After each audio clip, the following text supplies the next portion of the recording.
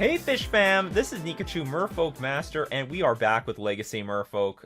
Legacy is the format to play right now. A lot of big events coming up, like the NRG series coming up this weekend, and the Mana Traders series. So Legacy is the format going on in August, so if you want to learn how to play Merfolk in those events, get your Mara Regery on, get Lord of Atlantis, dust it off for the Legacy metagame.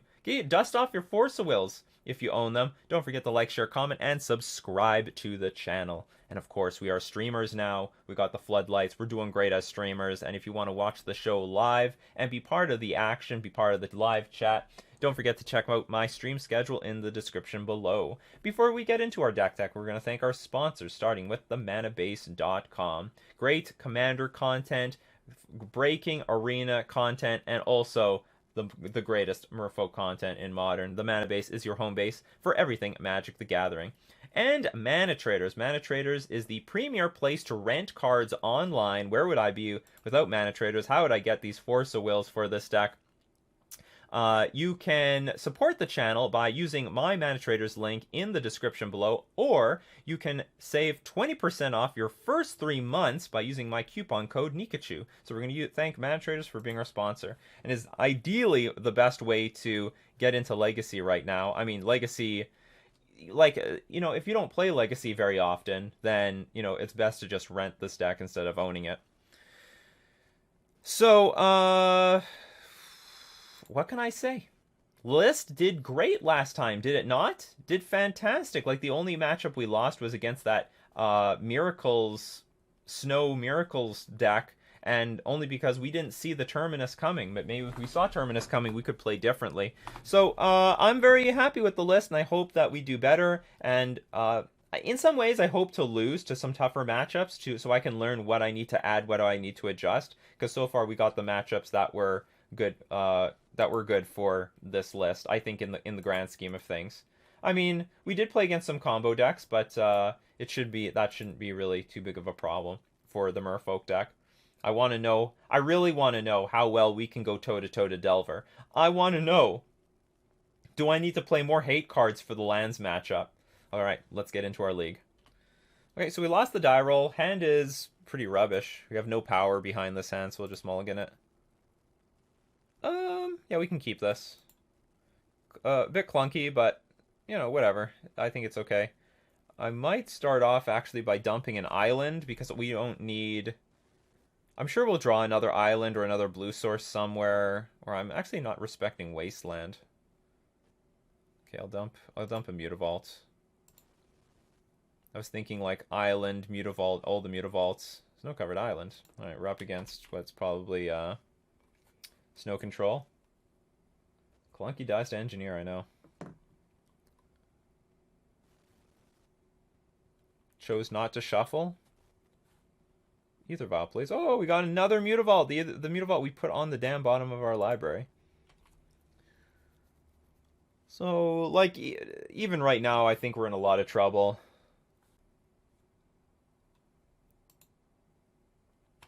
Not doing anything on turn 1 is, not a good... Oh, that's a nice draw, though. That is a nice draw. So now what do I want to do? I guess Smuggler's Copter. Brainstorm on the way. How come no True-Name Nemesis? Well, yeah, so, like, here's the deal. Like, traditionally, Merfolk played True-Name Nemesis for forever. But I'm making the statement, like, because I've play tested with it. I'm like, this True-Name Nemesis keeps dying, and it's so clunky in my hand.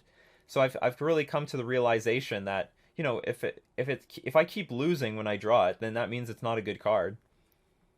So I'm saving Force of Will basically for, like, Oko, Thief of Crowns, or something to that effect.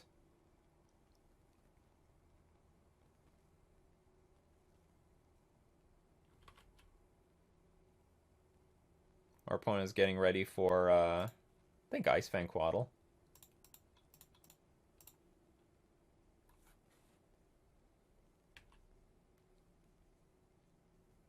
So our opponent, like, 1,000,000% of the time has Icefang Quaddle, and they'll just kill off this thing. So... Well, here's a problem. How do I beat that? Like, then it's just sitting there forever. So I have to fight it with a Force of Will. I'll try to fight the Ice Fang Quaddle with a Force of Will. Why no Oko of your own? Because then I have to splash green.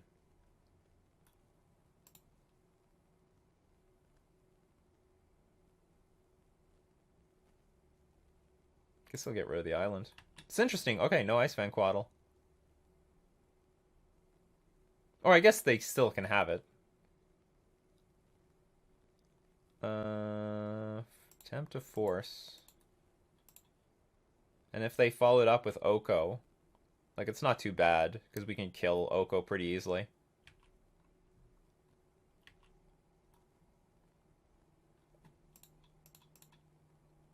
Trickster is also a pretty good way of like beating this card. Because I can tap it down or let them block and then it loses Death Touch. Well, splashing green opens you up to all sorts of problems. Wasteland, Blood Moon, makes Back to Basics work. Like, it's a completely different dynamic. Whoa, holy shit, what's going on? Is this the Omniscience deck again? Oh, God. I think it's the Omniscience deck again. Is this really popular? Like, what is going on here? Alright, so we're not dead. That's some good news. Regery. Okay, I can deal...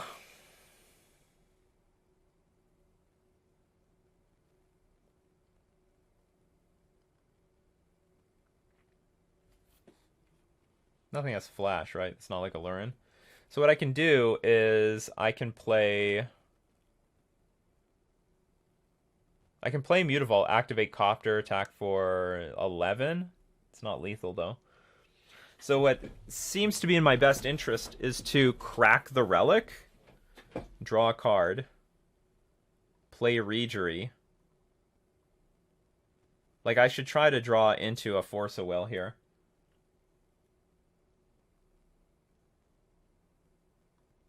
What else do I want to draw? I might want to draw into a Merfolk Trickster. Okay, well, another thing is I should try to get my opponent down to 7 life. So that they cannot activate Grizzlebrand. That's important.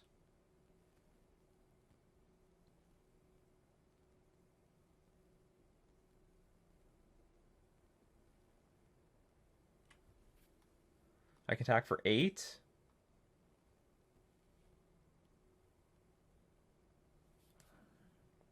What if I play Regery? I attack for 7, 10.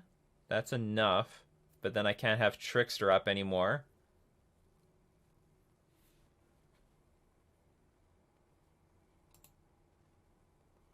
Oh.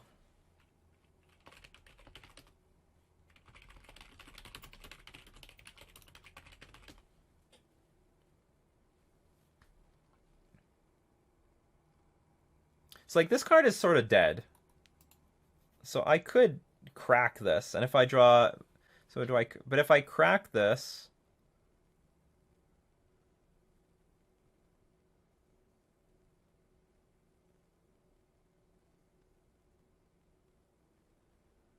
Maybe I should crack it off of this Mutavault, just in case I draw Trickster.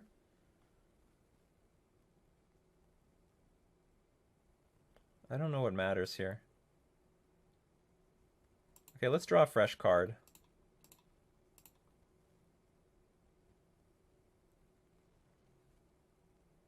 Cavern of Souls. This is not useful.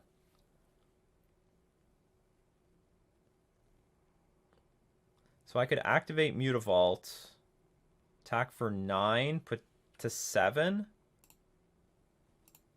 Okay, I guess that's what we're gonna do. Oh, there might be another Ice Fang Quaddle. No, hold on, but if they have Ice Fang Quaddle, I think it's pretty silly to give us another turn.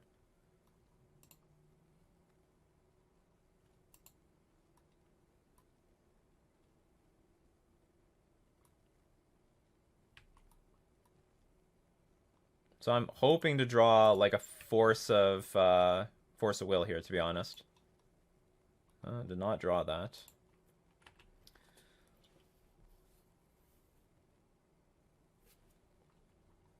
Alright, our opponent goes to, like, some lower life total.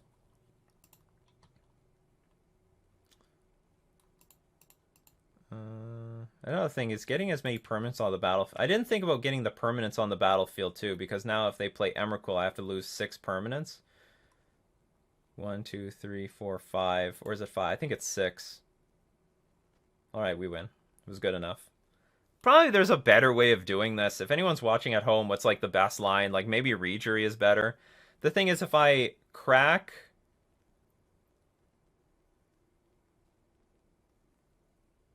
It's also possible I should activate Mutavault, like attack first, and then see if I draw Trickster.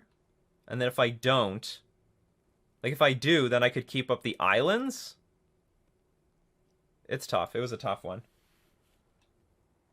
So, yeah. Oh, so, alright. So, we know this is a combo deck.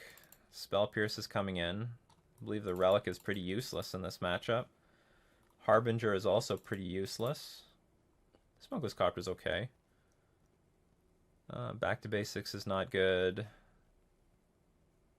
Maybe we just need... Oh, no, Boomerang might be okay. Just a... Bouncing a land, is that good enough? Slow the opponent down.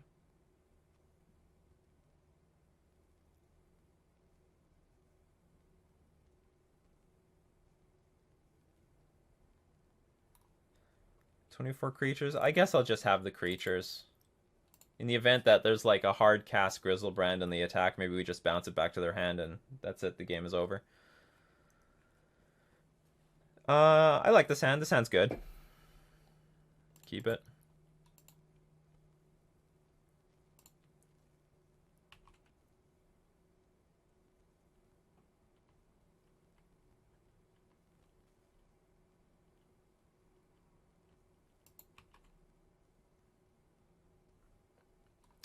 Oh, I really like... I think I like drawing Ether Vial.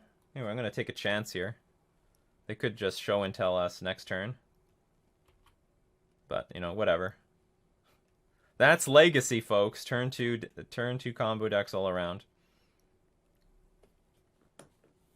There's a game 3 for us, if anything.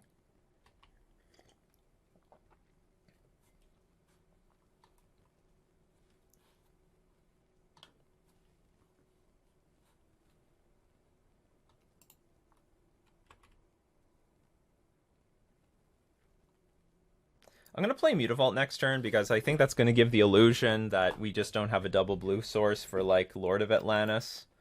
And it will hide the Spell Pierce. Oh, we are definitely playing. Carpet of Flowers, such a beating. Oh, I forgot about that! I'm supposed to add 2 Waterlogged Groves to this deck. Damn it. I forgot about that. I should have made those changes before. So that we're less vulnerable to Carpet of Flowers. Like, this was such a problem last time. Well, fortunately we have Ether Vial, so I can just sit on this one island for as damn long as possible. So now what does this mean? Do I... Carpet of Flowers is really ugly.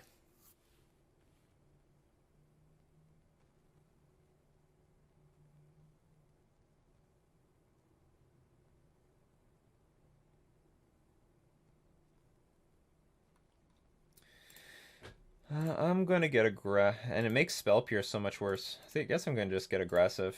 And I'm gonna put Cozy's Trickster immediately in play.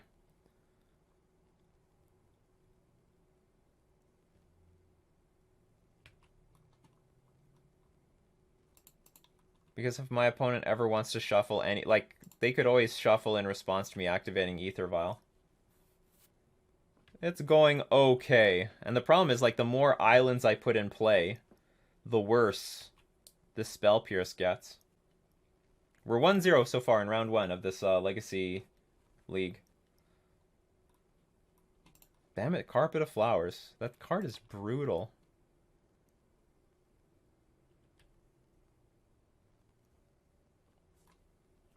So you want to add some mana now? You can add anything?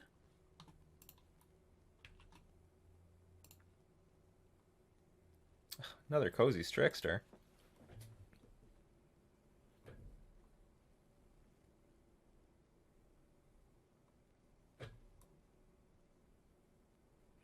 So we have like a kill in 2 turns, right? I could like Violin Lord, attack for 5, then play Regery, attack for probably lethal. I attack for 5, go to 14, then I play Regery. The problem is if there's an Ice Fang Quaddle, I can't beat that. I mean, I want to hold up this blue. I'm going to hold up the blue.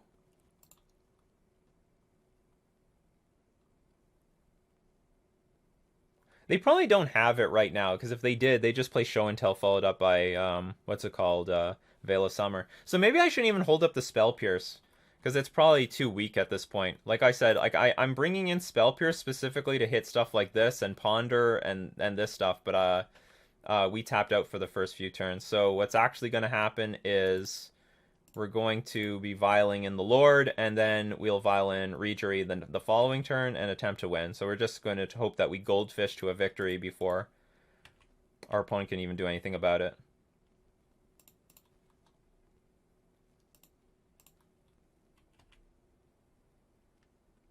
Actually, it might be worth it to play an island, because they get 1 extra mana, but I hit them for 1 extra mana. Because they get 1 mana anyway. So I guess it's still plus EV to do this. I got caught up watching Magnus Carlsen versus Dinglaren's chess match. I didn't know they were having a match. There's a lot of good chess content going on right now, that's for sure. Impulse. Yes. Dig, dig, dig.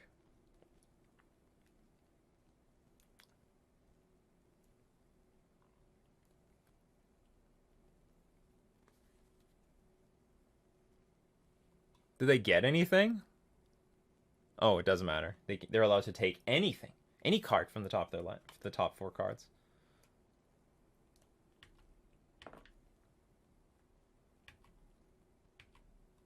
So now we're going to take this vial up to 3, and that's lethal.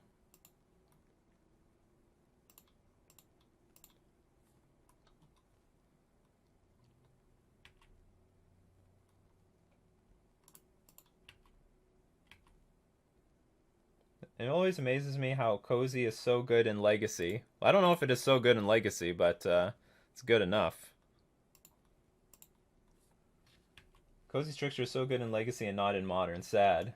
It's only good in Legacy because I think it's remotely better than like Curse Catcher is at the moment. But maybe I'm wrong. Like I think see the 2 Veil of Summers. I sniffed out the Veil of Summer. They have Veil of Summer in hand, no problem. I'm just not even going to play my Spell Pierce. And that's why I don't even want to play these cards in the late game. Like I said in my deck tech in the last time, Spell Pierce is not to counter the moment they combo off. It's actually just counter all this other stuff, because later they're just going to back it up anyway. So you have to hit the earlier spells with Spell Pierce. But in the way the game played out, I had to tap out every single turn. And we Goldfish to a turn 4 kill! We goldfished to a turn 4 kill. That's what I want to do in Legacy. Give our opponent 1 more turn, we could be dead. Anyway, that was round 1. Let's move on to round 2. Hand is fine. We lost the die roll, but turn 1 vial into other plays. I'm not gonna argue.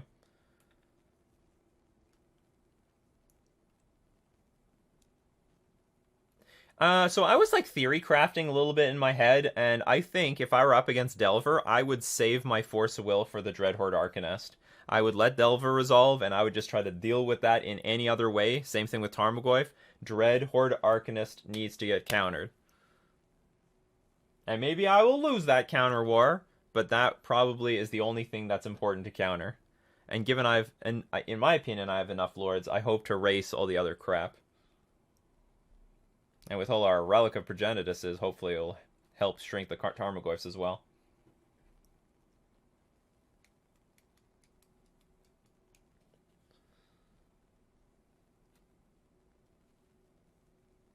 Comta? Yeah, no board. Currently not playing in any tournaments, which is a lie. Yeah, it's still broken. I wonder what would happen. Maybe I need to like reinstall it. Should I like remove it and add it again? But if I don't want to lose my settings. We've got the wall of shame here. Oh, why Merfolk Trickster is not sufficient for Dreadhorde Arcanist. You'll just slow it down a turn. Like, you know, any like, you know, doing anything that slows it down a turn is not a good long-term strategy. I get a sense that our opponent's double queuing. Why else would they take forever?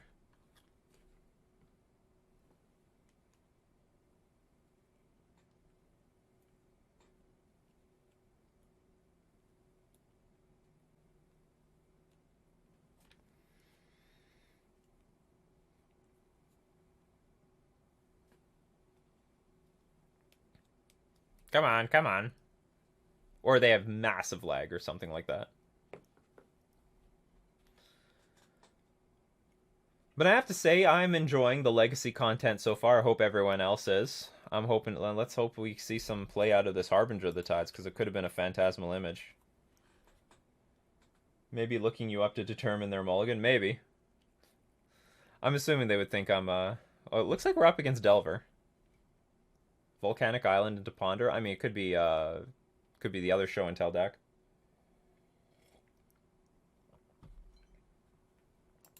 I'm just gonna have to wait and see. Let's see if we get this dazed on turn 1.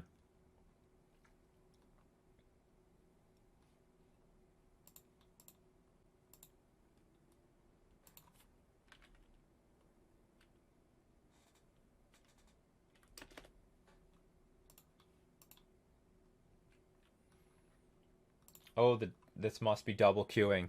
What else could it be? But turn 1, we're definitely going to just play Aether Vial, pass. I know. Legacy is supposed to be a fast format. They're probably just double queuing. Although I have to say, I accused a lot of people of double queuing when they weren't.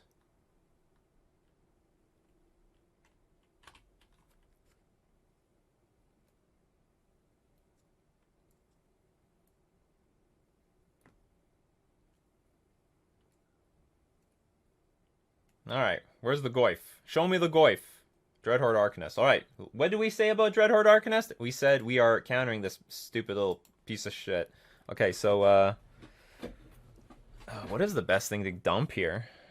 Maybe the Harbinger. Because I need power. Reejerey is going to be our power. Or not necessarily. Maybe I can dump the Reejerey. Like, I do like power. But I have to tick up my Vial for that, and I don't want to do that. And I don't want to hope for more lands, because this is going to be super attrition-based.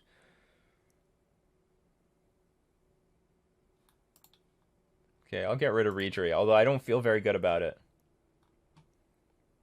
But maybe, like, tapping it down with Trickster, bouncing with Harbinger is also... Oh, we countered it! Oh! Beautiful! I didn't see that coming.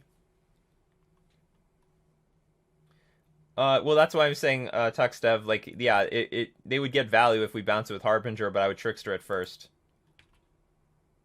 Because we do got that combo in our hand.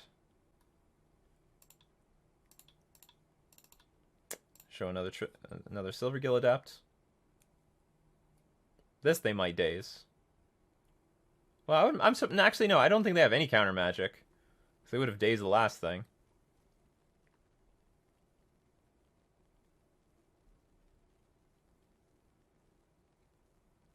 Like, 1,000,000% they would protect this Dreadhorde Arcanist. 100 billion%. Mutavault's not bad. Helps, it'll give us some daze protection. Anyway, pass the turn.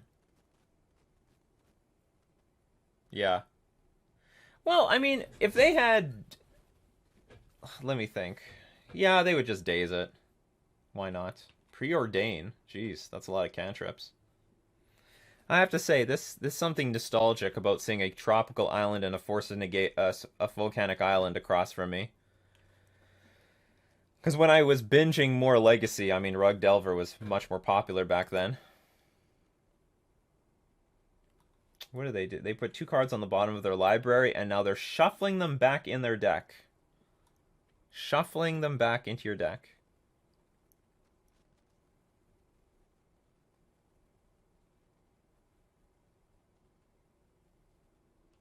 Hooting Mandrills. This is going to be a great thing to Trickster down and then Harbinger. The synergy, people. The synergy. We have another Trickster, too. Alright, we'll play our Mutavault, Trickster.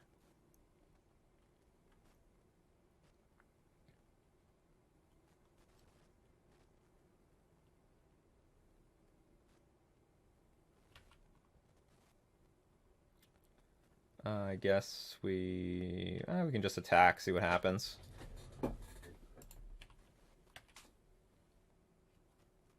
And then we'll Harbinger this thing back to hand. And then I'm going to be feeling very good about playing this Harbinger in my list instead of the Phantasmal Image, which was a possibility. If the Arcanist landed, the game was over. No, it wasn't. We can Trickster and bounce it. Now that is one of the more curious things to Lightning Bolt, but sure.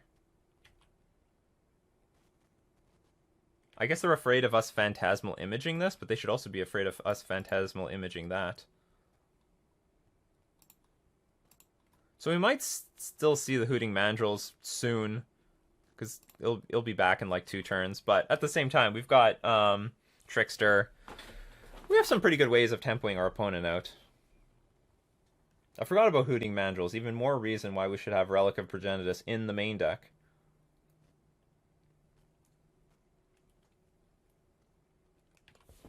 Alright, Ponder again. We can rebuild the graveyard. It can be done. But I agree, yeah, in general, if the Arcanist lands, we're in a lot of trouble, which is why I want to put all... Like, I was thinking about it the other day. All counter magic should be just for the Arcanist. Oko, Thief of Crowns. I don't think that's that very strong right now.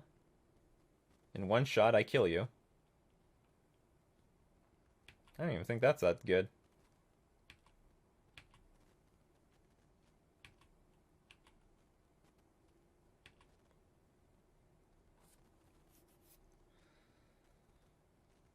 That was a great draw. So now we have an uncounterable Merfolk Trickster, so let's just attack with everything.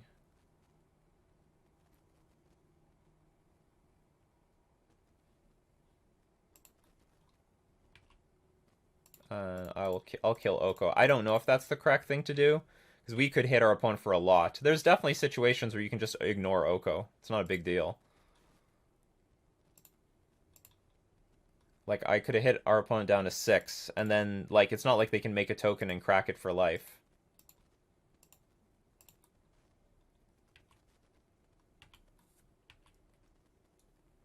Merfolk Ponder. They're styling on you, yes. So they can get a Hooting Mandrills in play. Yeah, maybe I should just went all out on them. Like, it's... Like, there's nothing for them to Oko here. And if they, like, tick up, gain 3 life, they would go to 9.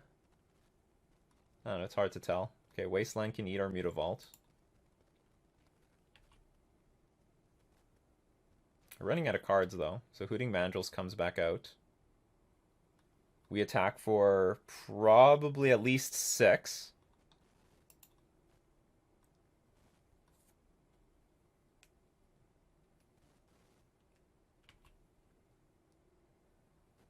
I think one of the best things we could draw is an Island Walk Lord.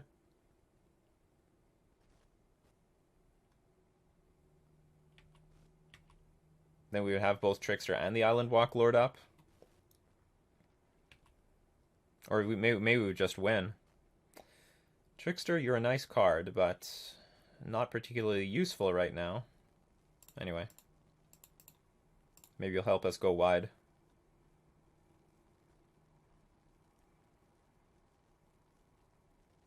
This is a lot of damage. They'll go down to 2. We have more creatures on the battlefield than they do. Welcome, Oko. Welcome to, like, 2019. Welcome to, like, 2010.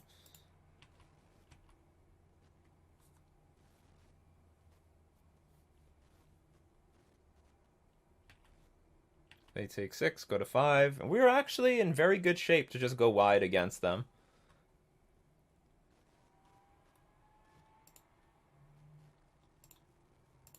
They have like 1 blocker. If they find 1 removal spell, it's still 5 damage.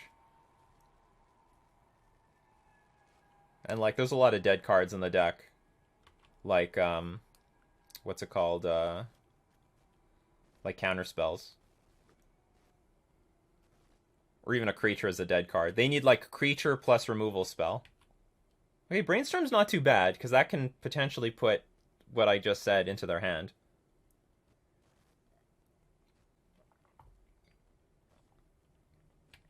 Okay. At the very least, this has to chump. Okay. So they're on blocking duty. And 1 Lord wins. Any Lord. Regery. Anything. Not a Lord. Okay, so what if we attack with everything? Triple block, 3 damage. Not worth it. Actually, I don't have to cast the Harbinger. I can play it at flash speed, so we can just pass and then flash it in at end of turn. And again, our opponent's put in the exact same position of trying... They need a gas card here. If Delver flips or not, I don't... Well, actually, it's very nice if it flips, because then I would know exactly what's on top of their deck. This is another Hooting Mandrills. A Oko. Okay. I think that's it. Because they can't crack this for life. And we'll just go wide. Oko to Sloko.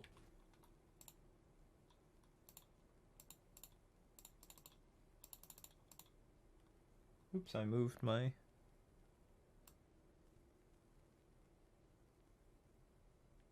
No, I don't remember how big or small it was. Whatever, it's all good. And that's it. And no, I'm not going to attack Oko. Spoiler alert.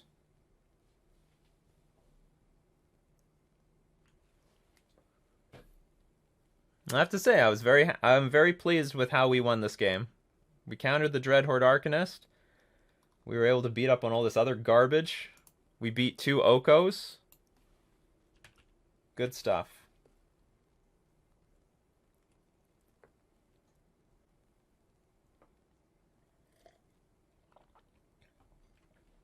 There's always a way. There's always a way. And you just look at this board, like how much, like, Chalice of the Void doesn't do anything for against this, against this, against this. Yeah, 3, 2, 1. I really should have like emotes 3, 2, 1, and tier 1 gets the 3, tier 2 gets the 2, tier 3 gets the 1. Our opponent just did the math and they conceded. All right, it's going to sideboarding. I can I want the relic. I want the dismember. Actually, I'm going to take out the Force of Will. Well, I'll think about this, but I'm pretty sure I'm going to take out the Force of Will. I want all the Lords. I actually want some Spell Pierces. Give us some fight against just their... Honestly, I just want to counter cantrips. I want maximum creatures, I think. I think this is a matchup where Cozy Strixter will shine. Oh, is Back to Basics good? I guess so. I hope. The problem with Back to Basics is that Delver is still very good at making a board. So by the time I get Back to Basics on the battlefield, and by the way, it's still hard to fight through counter magic. Yeah, but like the thing is, they've got their entire hand on the battlefield by the time that you get like Back to Basics on the battlefield. I guess in the long game, and if they've tapped out somehow, it's still good, but like it's not that great. Let's test it. Let's try. I'm going to take out some artifacts. I think I'm going to take out... I think I'm going to take out a Mutavault. I want Spell Pierces. Maybe I'll remove some of these creatures for Spell Pierces. I have 22 creatures. Doesn't feel like a lot, but...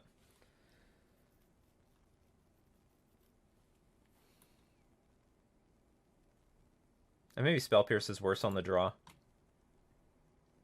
Yeah, maybe I'm thinking of it. Spell Pierce looks a lot better on the play, but a lot worse on the draw. Is there anything I want to change about that?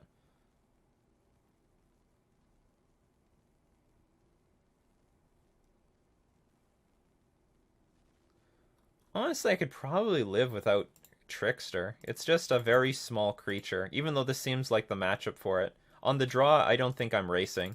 So let's bring in some of that beef. Okay, I'll try this.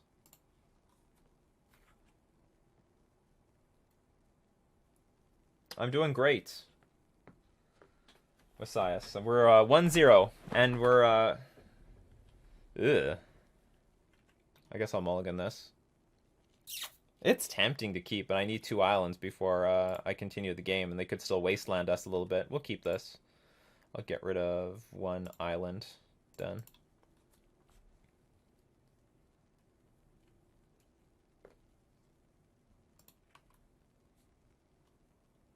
Oh, we have no interaction for this yet. Or do we? I will attempt to Spell Pierce whatever Brainstorm that they try to do on their next turn. Oh, I guess they're just going to try to blind flip this thing.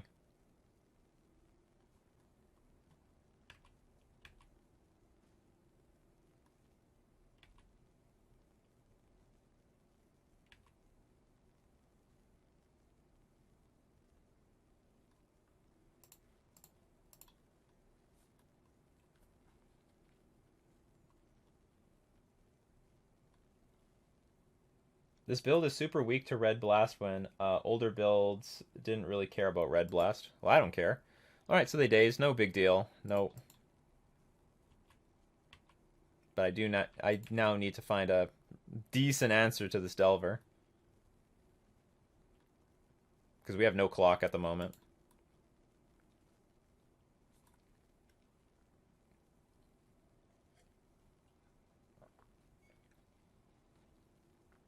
My next turn, I was just planning on playing like Island Relic anyway.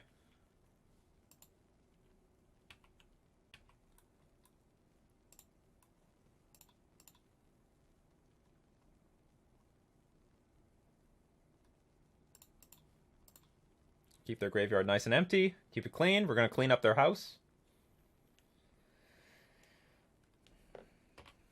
Well, I don't... The thing Talk Sev is like, I really don't care if I'm dead to Red Elemental Blast, because like almost every spell killed us anyway. Lightning Bolt has entered the revealed card zone.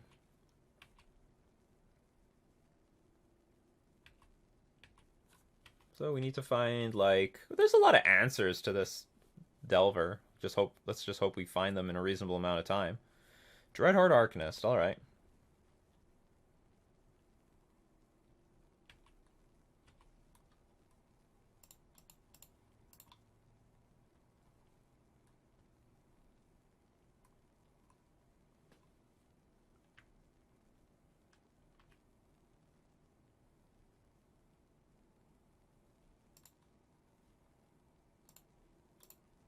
They have Lightning Bolt, so they'll bolt our Merfolk of the Pearl Trident. Then I can exile it with Relic of Progenitus, and then we pray. We're definitely behind here. Not going to deny that. I want red and blue blast in Modern. Yeah, so do I.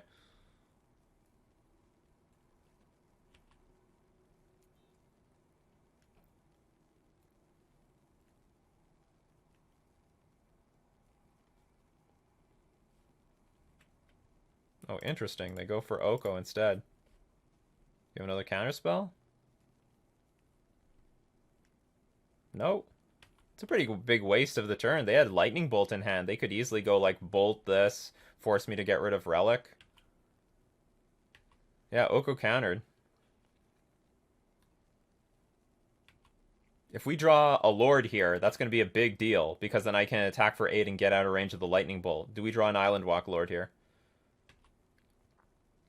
We don't.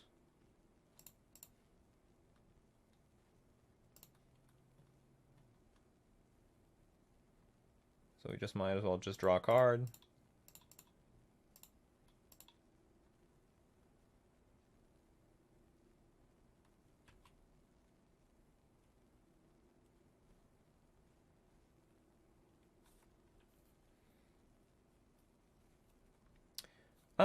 That is great, actually. Because now I can crack one of these relics in response to the lightning bolt that would be targeted by this. Target instant or sorcery, okay. So I'd like to think that I'm still holding parity here. But I do need to catch up on gas. I definitely do need to.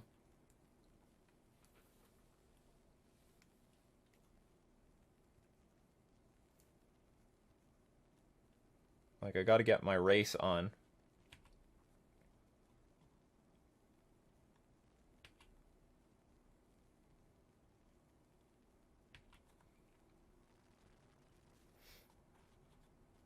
I think spell piercing that Oko was amazing.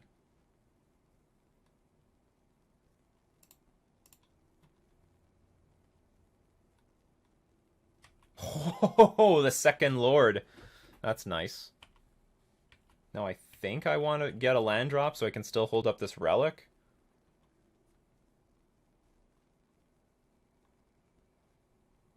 What if you go Tarmogoyf? Well, Tarmogoyf is meaningless. Oh, another Dreadhorde Arcanist. I think I want to land here. That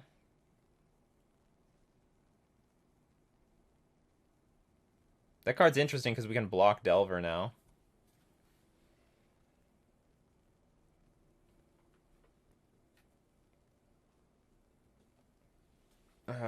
Could have like a very could be a good turn, could be an ugly turn. All right, let's play Copter first.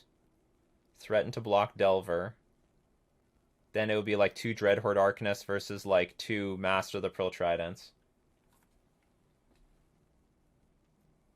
I could play one of these right now, but then if it gets hit by a spell...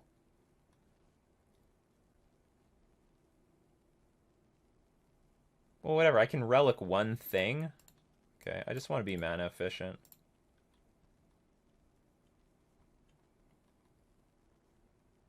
We can get in an attack here.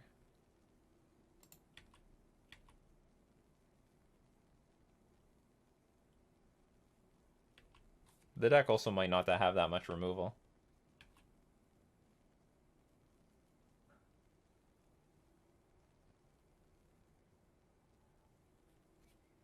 Hopefully they don't like chain Ponder into Brainstorm or some crap like that.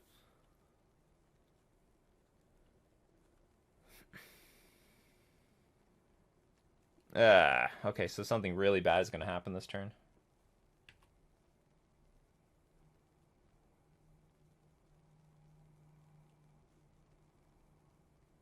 Put one card on top, one card on the bottom.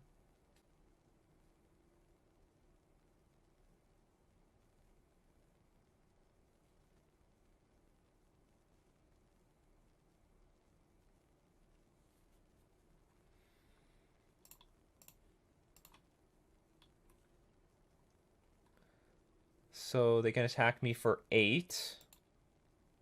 If they bolt me, I'm going to keep... I have to block I have to block the bug. So we're just going to let our opponent do whatever. I go to 1, and then I just have to figure out something afterwards. Oh, they're going to kill the creature. Okay, that's fine. It gives me a little bit more life to work with. Maybe I should just not tap out and just play it more safe. They didn't get too much value out of that Dreadhorde Arcanist. Why didn't you crew? Because then they would lightning bolt my Smuggler's Copter and then I'd lose it. And then I have no chance of blocking the Delver. Well, this is a good draw.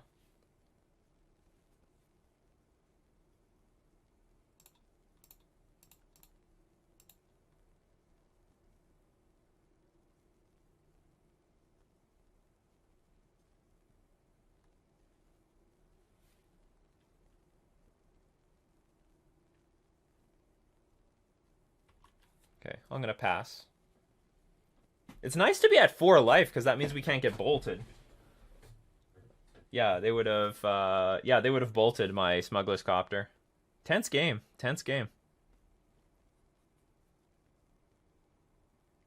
Oko number 2. Yes. I cannot do anything about this. Or sorry, is that Oko 2 or 3?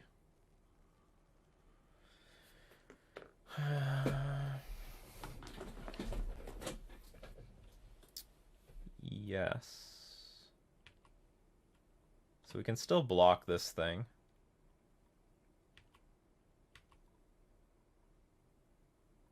Because we can make it lose flying.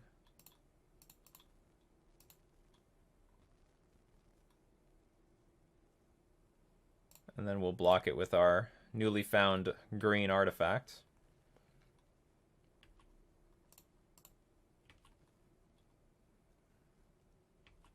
I might crack this relic if I don't draw an Island Walk Lord, because I think I need to get Island Walk online, kill Oko, and then try to kill the opponent.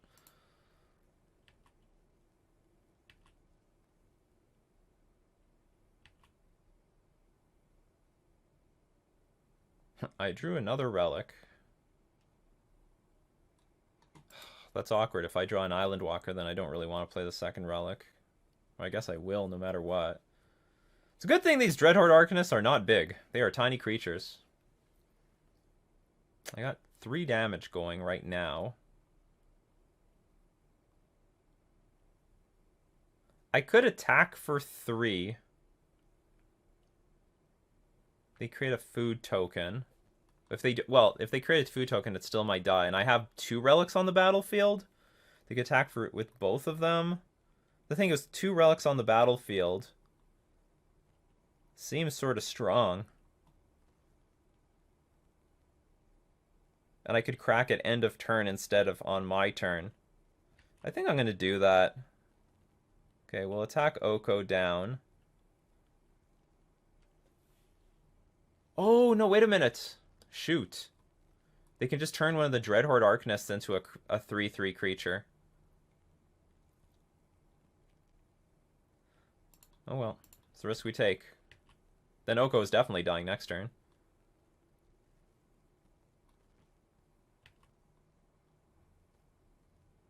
You're going to be not too bad right now, the back to basics. Would not be too bad. I wonder if something like this is going to get Force-a-Willed. Oh, it is! They're Force-a-Willing this. Okay. So with that in mind, do I crack Relic now? Maybe I should have played Relic first to see if we could bait that thing, because I would definitely crack this Relic now. Oh, whatever. Okay, we're going to pass. Pass the turn. Interesting game. Relic is great. Relic is really holding the fort down against this stupid card. Create food token. Interesting line. They could make these creatures bigger. Ooh, that could be lethal. I'm gonna crack the relic at end of turn.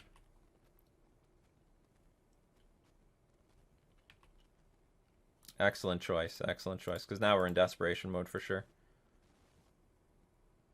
Got a land. Got a Cavern of Souls. That's not good news.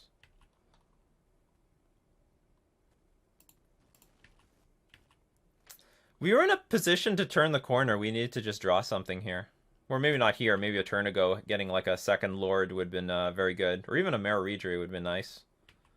So our opponent could just snap. Well, our opponent is actually just clearly winning because they can like turn the food into something.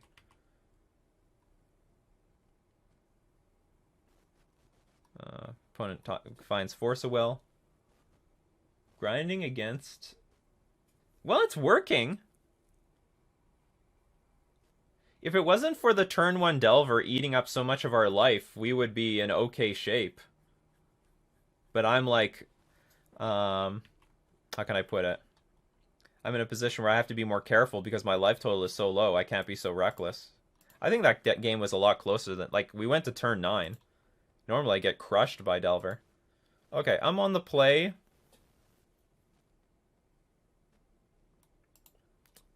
Cozy's still sort of a crappy card. But I think on the play I want Reejerey, at the very least. Maybe one less Spell Pierce.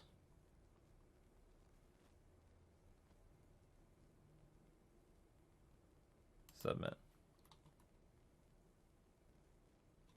Yeah, turn 1, flip the next turn, hit, hit, hit.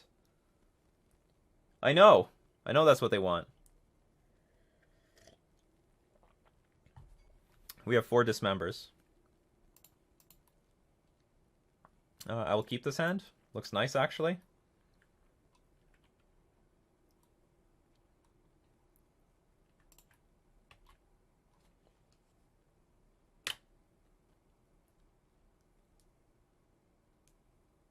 And like I said, these Spell Pierces, they're only for, like, ponders and crap like that. If I can get it off. Merfolk.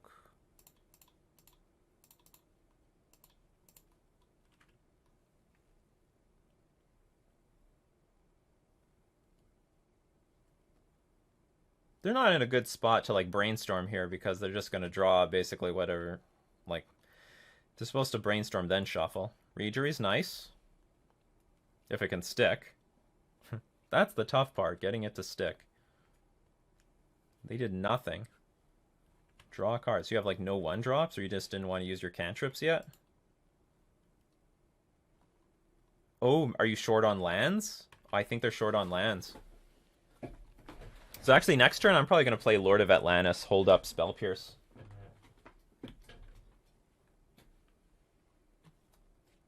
I think they did nothing because they needed to maximize the chances of drawing a land. Well, whatever, they found something.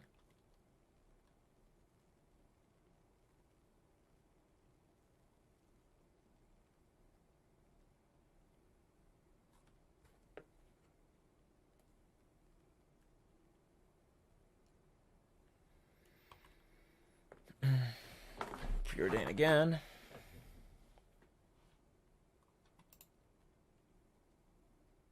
Put 2 cards on the bottom.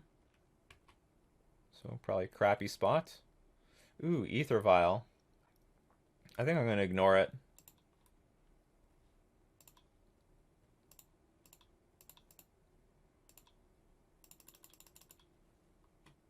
So I can hold up Spell Pierce. Just get our aggro on.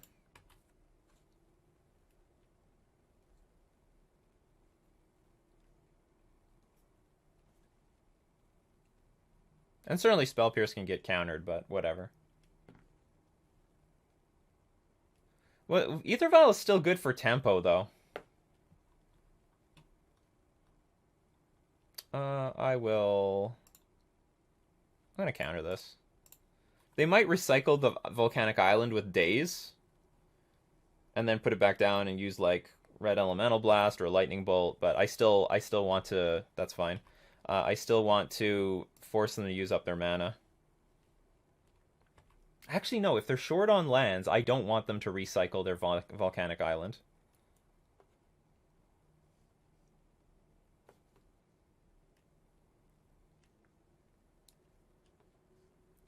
Let's see what happens here. Too late. Here, there's lightning bolt on the Lord of Atlantis. No big deal. Could be worse. A Relic. Okay, let's see if Relic resolves.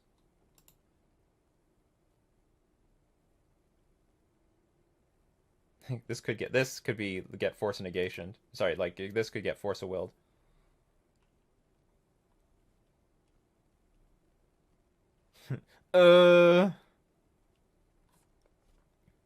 Yeah, they do have Force of Will, and they throw away a Spell Snare. Or they have Force of Negation, sorry. Okay.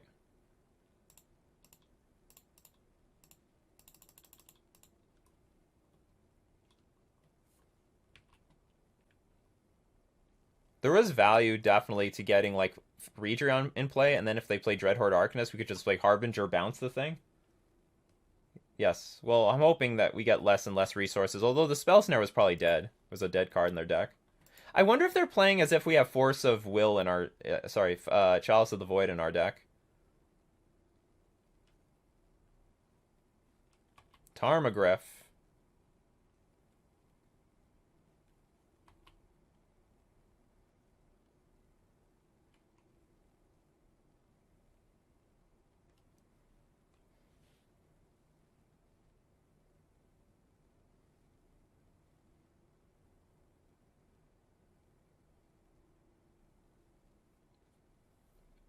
I don't really want to use... I honestly don't want to use the Dismember on this Tarmogoyf, but at the same time, if I start taking a lot... Because I want... The only thing that's important is the Dreadhorde Arcanist. I'm going to attack for 3, play Aether Vial. Oh, you know what? I could play Aether Vial, and if they, like, use another Force of Will for whatever reason, I could then Dismember the Tarmogoyf. Hopefully.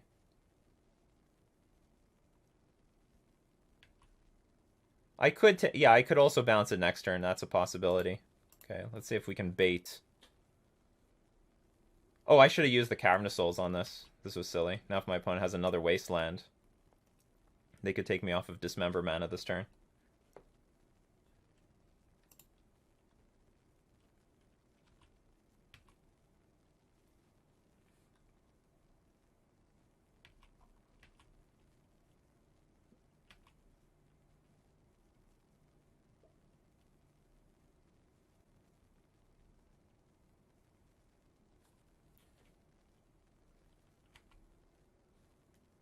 Tense game. Tense game against Delver. Very tense.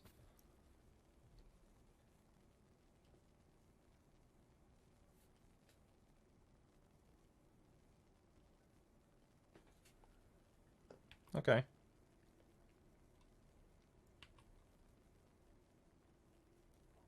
So we'll bounce your Goyf. It's a fat Tarmogoyf. They might have Okos and crap like that in hand. Another Relic. Alright, so we can...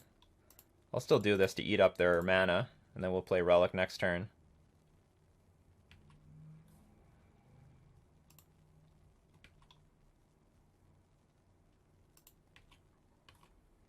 Relic is welcome. Absolutely. Yeah, I can't bluff another Spell Pierce. It was a very big mistake of me to hold up that Cavern of Souls. Like, that pays... Like, against good players, they'll know, like, I don't have Spell Pierce right now, period. I just don't have it. So, like, not only was I not representing Spell Pierce there, I'm very unlikely to be representing Spell Pierce now, because I would have to have drawn it.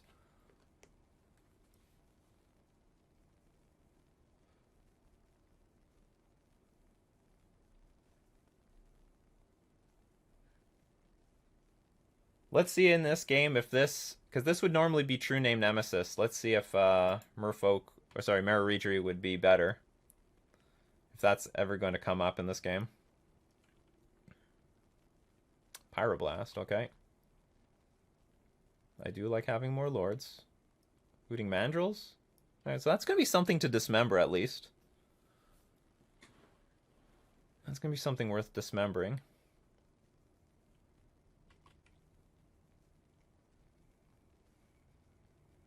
Because it's in my way. Island Walk Lord? Oh, nice. Okay, let's attempt to dismember this.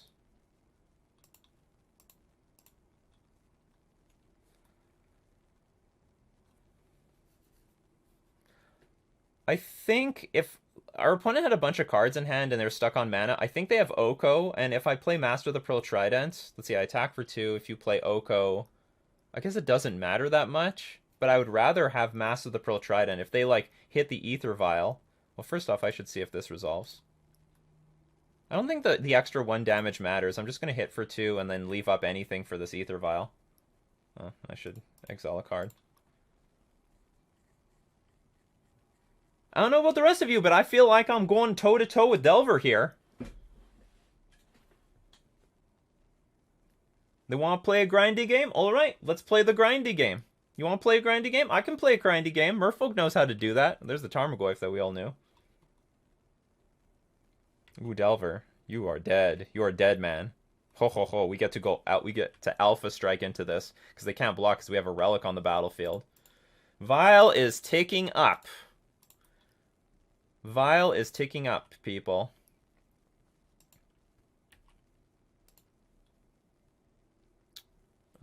Not useful. So, just attack.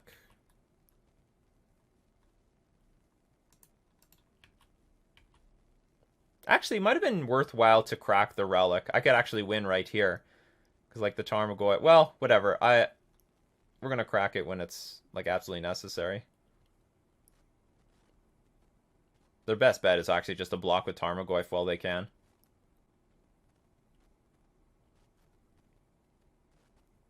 How can you say they drew badly? We fought them. We tempoed them out with Spell Pierce. We forced them to daze. That's it. It's just they don't even want to block. You die. If there's anything they did badly, it's that they didn't block. All right, so we won the match. What are we drawing next turn? Okay, so Cracking Relic wouldn't have done anything that turn. I think that was a good showing. I think it was a good showing for Relic for sure. Like it held the Dreadhorde Arcanists at bay in game 2. I know we lost game 2. I like what it was doing though. If we didn't take so much substantive damage earlier on in the game, I think I could play differently. I could play more aggressive somewhere in the middle. And here we just crushed them. We just crushed them. I don't know what to say. Harbinger was good. Bouncing the Tarmogoyf put a lot less pressure on us. I'm very happy with how the entire game played out. Dismember was fine, but would have been better if we hit the Dreadhorde Arcanist, if anything. I'm very pleased with the result. Very pleased with the result. That's like one of my worst matchups. Well, I don't know about worst matchup, but it's a matchup I think I should be doing better against than I actually do, and we pulled a victory against it. All right, so that was round 2. Let's move on to round 3. So we lost the die roll, and we're up against Show and Tell Master JPA. I don't know if he's still on Show and Tell.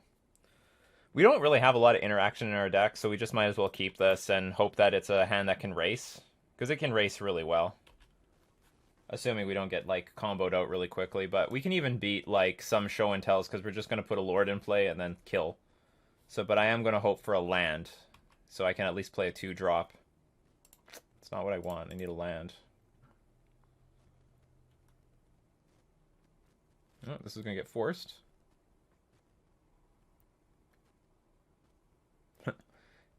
Oh, they're reconsidering.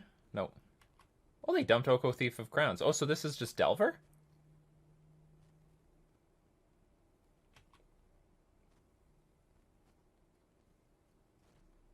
Yeah, just Delver. Okay, now we're hoping for another land anyway. Well, I guess it's going to be Relic.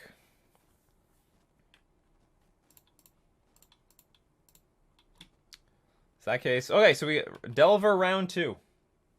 Delver round 2. They're going to draw a card off of the Preordain.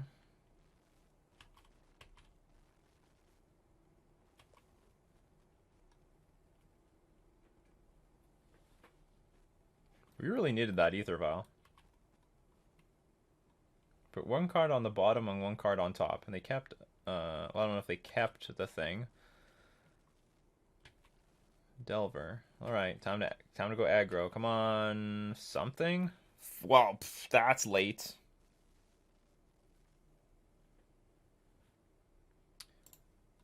I'm going to target myself, because targeting my opponent's graveyard doesn't mean anything. I got to shrink this Goyf a little bit. And then I guess we're just going to play a Cozy's Trickster and hope for the damn best. This looks terrible. Yeah, I know. Really good start. So they just drew something that they want. Problem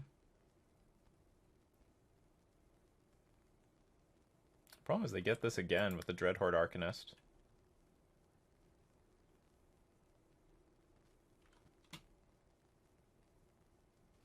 We're gonna flip this thing. Okay, whatever. I don't know what we need. We need Island into Lords every turn. Oh, they chose to shuffle. Cozy's Trickster gets bigger. Yes, I would love Cozy's Trickster to be a little bit bigger. Thank you very much. Maybe you'll Dreadhorde Arcanist into Ponder again. No, don't do that. Why is it without paying its mana cost?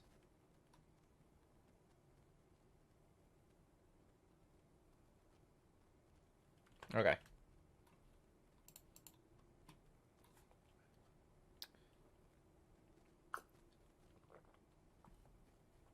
Yeah, because it's broken.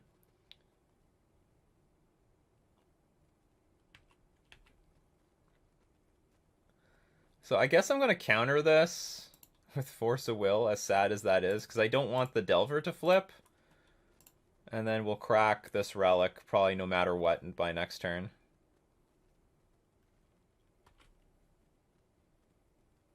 And then, hopefully, if our opponent has air, and they might, we can live a little while.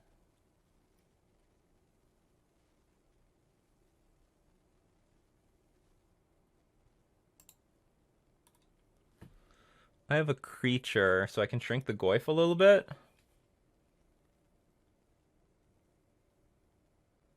Well, I have to get rid of this Chain Lightning, so I'll just pass.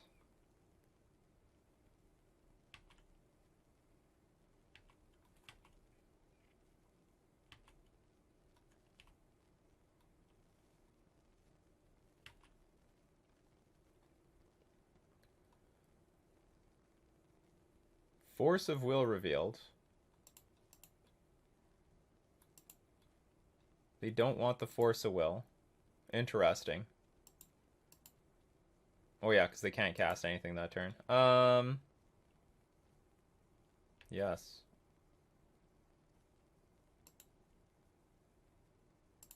Oops. Damn it. If they drew Hooting Mandrills, we're doomed. Okay, so this is 5 damage. So I need to draw... I need to draw a land and then into, like, Harbinger of the Tides or something. Why do they have an extra card in hand?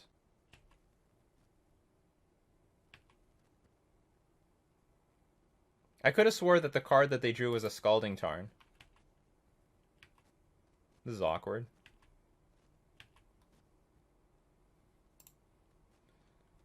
Okay, Merfolk. Get Reedry in play. Get Hoofed for, like, I don't know, good chunk. And then hopefully we have a big... we can have an explosive turn. We can get a big explosive turn.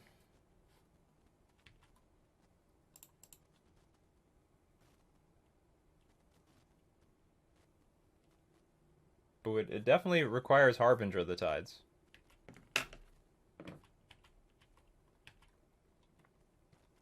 Interesting. I would have attacked with everything.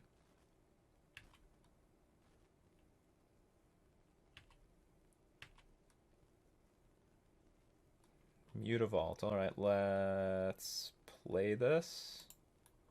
We can cast our Trickster off of it.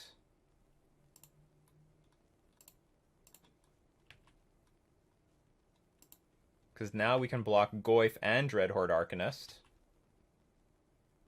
Another Mutavault. That's useless to us.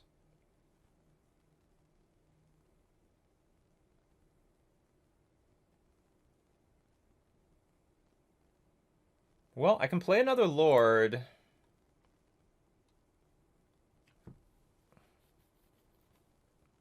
Too bad we didn't have any... like, if we had Trickster, that'd be good. I will...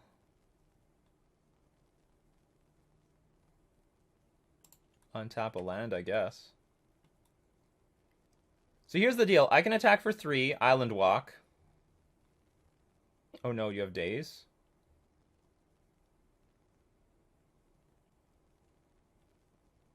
I think they have nothing. Cozy's Trickster hype, only to be killed immediately, I know. So here's the deal. I think we could win. Because I attack for 3, they go to 12. And then if I draw an island, we just dump 2 lords on the battlefield. Because I can block the Dreadhorde Arcanist, but we need our opponent to brick this turn, again.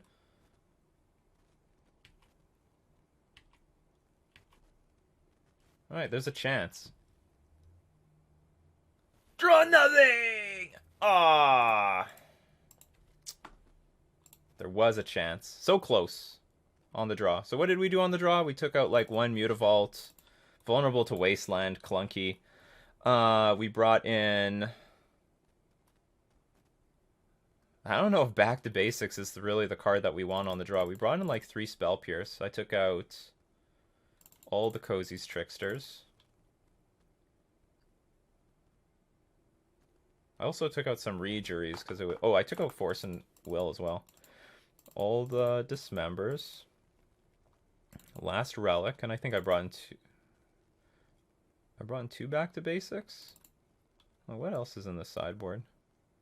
I didn't. I thought I took out some Regeries, or maybe I just had a different sideboard plan. But this looks okay. Oh, I'll be on the play. That's right. I lost. Ugh. I felt like I thought I was gonna win. Okay, so I'm on the play. I think the only difference is I had like 4 Spell Pierces on the play.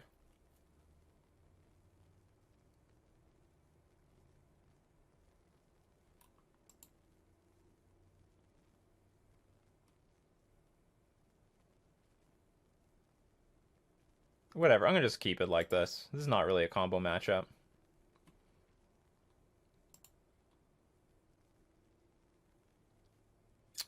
Yeah, I'll keep.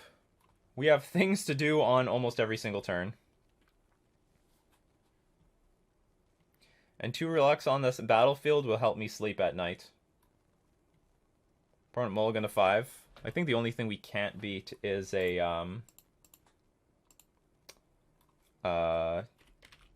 the only thing that we can't beat is like turn 1 Delver.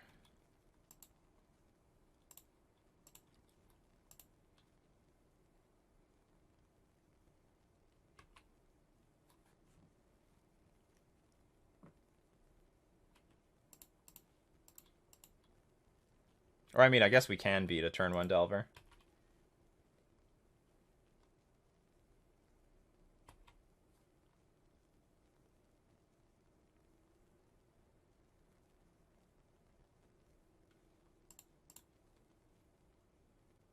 Just keep adding to the board.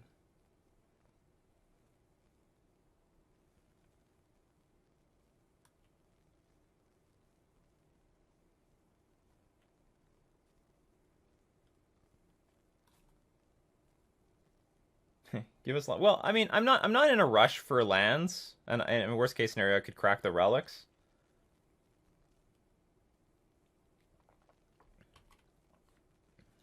And my point is, if I draw a land, then I could like dismember and hold up Spell Pierce. So this is a blind flip. You flip wrong, Delver. Then I flip like Tarmogoyf or Dreadhorde Arcanist. I don't give a crap. I don't care. Bring them on. It's all gonna go away.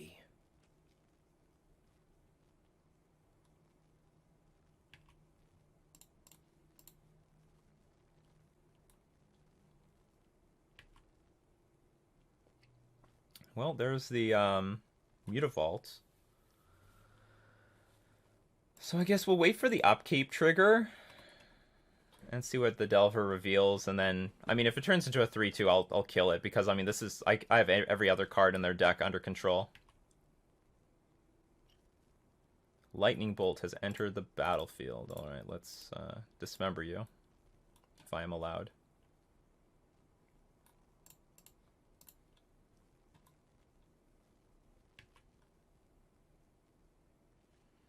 Well, I mean, whatever. Null Rod. We have a Spell Pierce for that. Unless this is going to get dazed. Nope. It's interesting. He brought in Null Rod. Well, I guess they want it for the Ether Vial. Well, in that case, I'm going to bring in a land, I guess. Okay, keep them low on lands. Look at it, Relic. Look what Relic does. Look what Relic is doing. Not bad at all. Although if they play, well, okay, if they play Oko, I guess we've got that under control.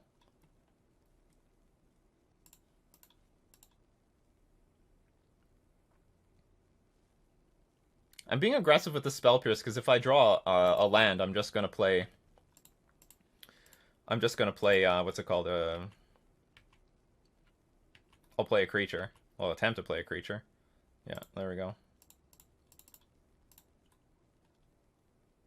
Null Rod, laugh. Null Rod would have been a 2-for-1 right there. Potentially more over time.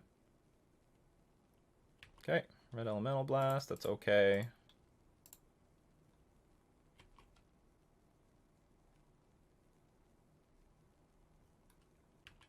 They are scared. So now I can start exiling my stuff because of Tarmogoyf. Start with the creature.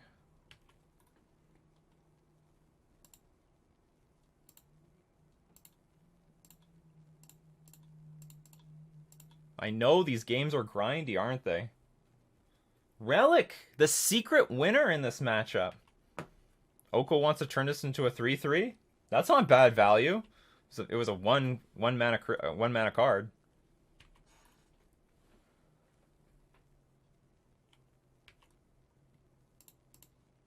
I guess we knew about this card.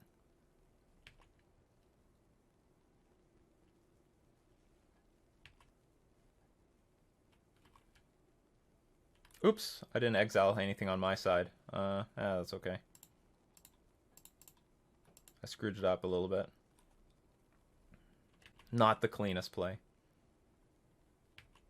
You know, actually, there's an argument to just lead off with the Harbinger and force them to kill it.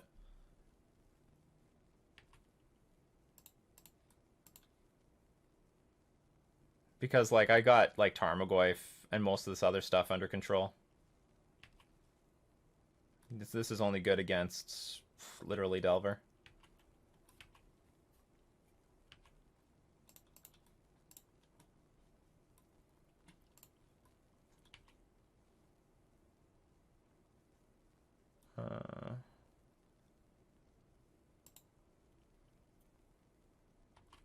Okay, pass. I guess I can just cast this at end of turn.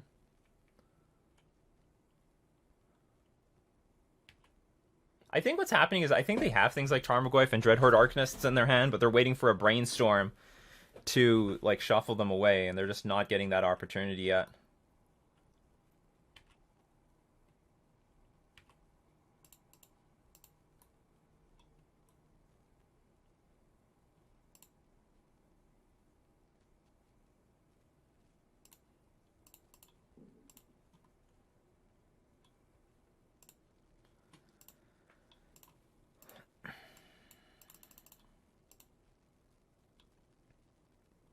I mean, maybe if they had Dreadhorde Arcanist, they would just play it.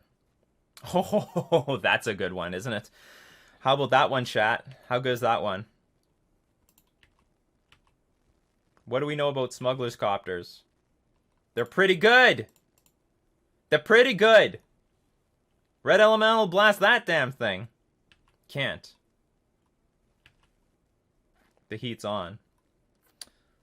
The temperature is rising.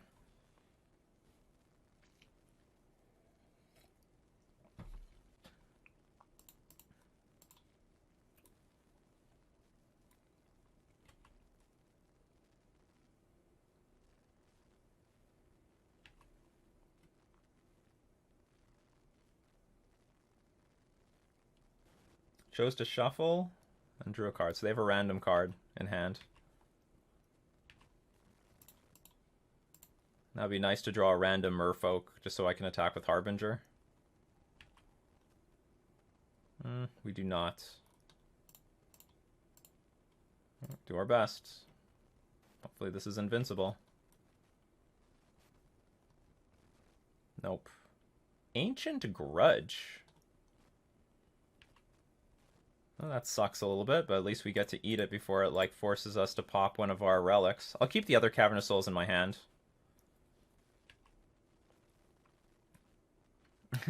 Love how Copter is a real threat in Legacy. Yes. Okay, there's Oko. Just wondering right now if it's worth it to crack a relic. Because we could find Spell Pierce. I wonder if, well, actually, okay, Force of Will is worthless. I don't have Force of Will, I sided them out. Well, there's only one Spell Pierce left in our deck, so it's not important.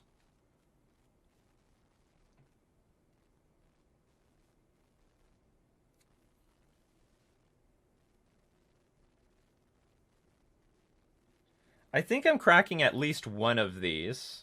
And if I'm cracking at least one of these, then I should at least give myself a chance to draw a Spell Pierce, even though it's a one of in my deck.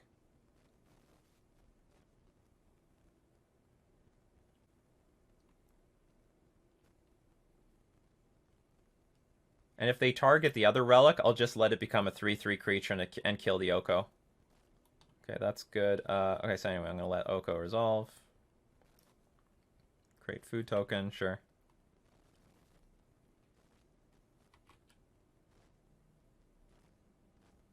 That is nice. Sort of. I mean, Oko can eat it, but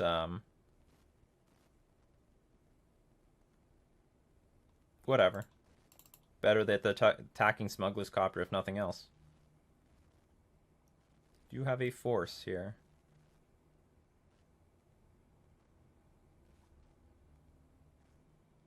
Oh, they have a force. Pitching Brainstorm.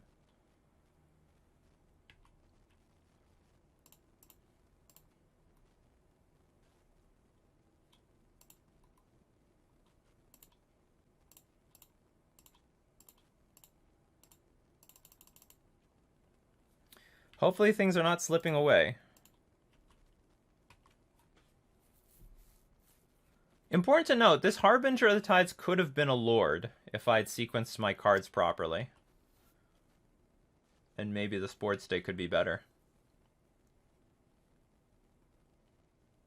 Such a grindy game. Cavern of Souls is definitely doing something in this game.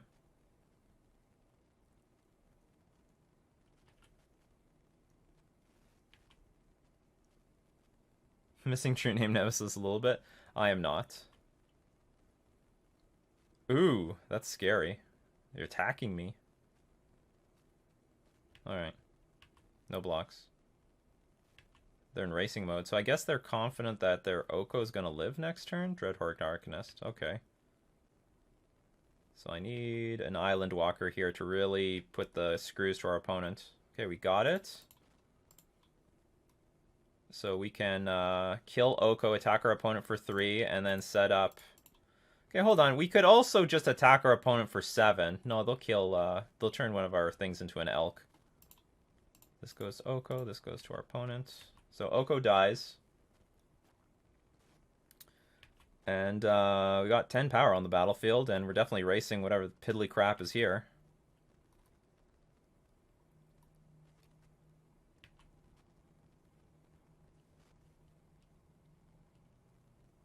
Okay, this is a bit scary because our opponent could definitely have a removal spell, and then they'll target... Well, they can target Brainstorm, they can't target anything else for the turn, so that's fine. And also, I am threatening to kill this with a block. Okay, we win. Relic 1! Turn 1 Relic, turn 2 Relic, that basically was the game. Relic of Progenitus is like the Achilles heel to Dreadhorde Arcanist. Well, I mean, whatever, Dreadhorde Arcanist wasn't on the back. If they had Dreadhorde Arcanist, which they might have had the entire game, by the way, because it's something worth brainstorming away, and they just picked up Brainstorm, or they had Brainstorm and they pitched it to Force of Will, it would have been useless. The graveyard was completely empty. Or I don't know if it would have been useless. They could position it in a way to force us to crack a Relic, but it would have. We would have put pressure on them. Null Rod, people. That's a problem because we have Smuggler's Copter in here, we have Relic of Progenitus in here, we have Aether Vial in here. Null Rod. Yes, it hits Goyf too. Oh no, Null Rod. So what, we have to have Boomerang or something?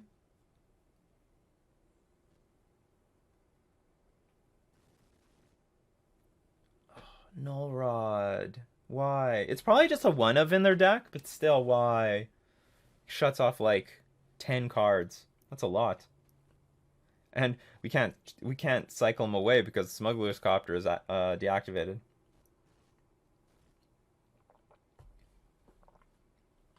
Boomerang on the draw is going to be clunky. It's going to be really clunky. In my opinion. I'm thinking maybe Force of Will is worth it.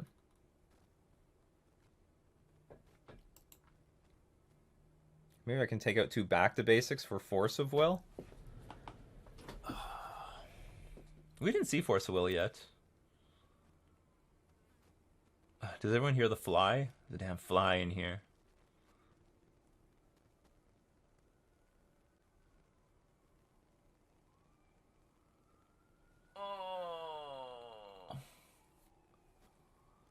Force, the problem with, like, Force can counter some important things. I think I'm just going to run this back. I don't have any good... I have a feeling back to basics on the draw is pretty crappy. Yeah, I do. I'm going to get rid of this on the draw. Have more Pierces and a Cozy's Trickster. I guess I want to. I honestly I want to bring in the Ether Vial, but they just showed us Null Rod.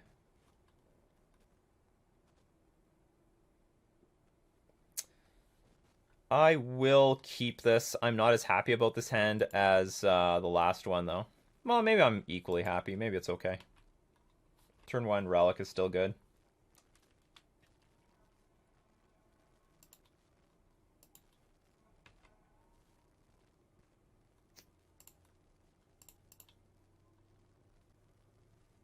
This might get forced. It'd be hilarious if they force this. They do not.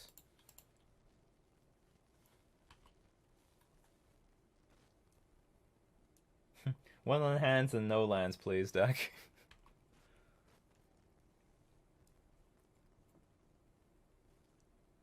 Ancient Grudge. Sucks. No, I can't get rid of this Ancient Grudge. Ancient Grudge is pretty good. Ancient Grudge is good. So now what do we do? Silvergill Adept?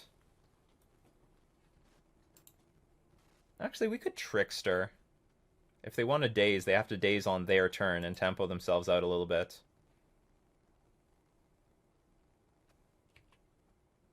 We can't play Smuggler's Copter because they got the Grudge here, so I have to wait on that. Rain check.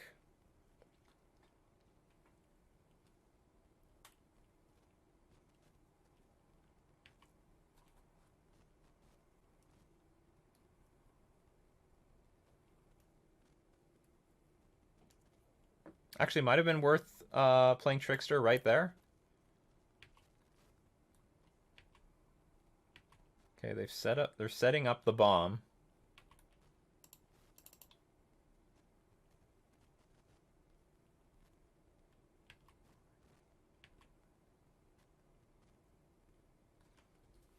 Now, what's more important?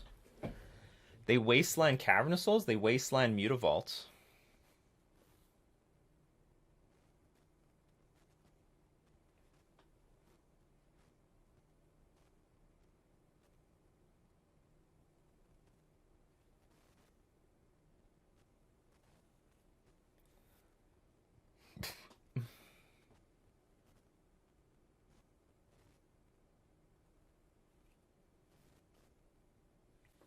I play Cavern first. Well, anyway, I think I'm going to Dismember, play Cavern, play Silvergill Adept. Okay, we're not blocking. And I'm not thrilled about dismembering this Delver. Or maybe... Do I want to... The problem is if I play Cavern first and then draw a card off a Silvergill Adept, that's not... If I may not like what I see.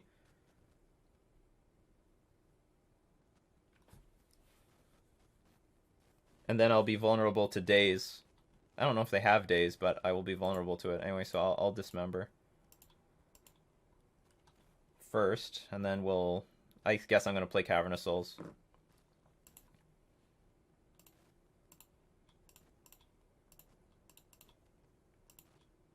And we'll keep the threat density high by keeping the Mutavault on the battlefield.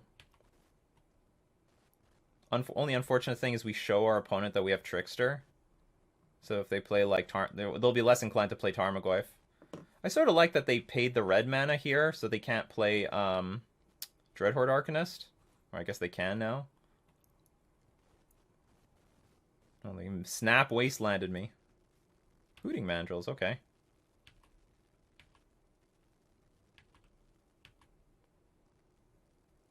Ooh, the second Relic, people. Relic is back.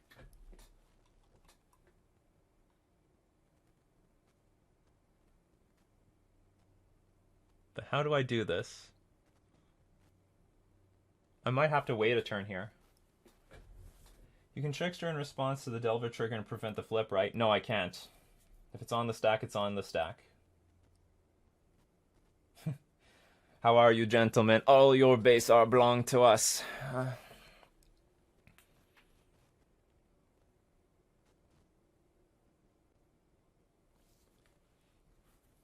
So I have a choice. Relic.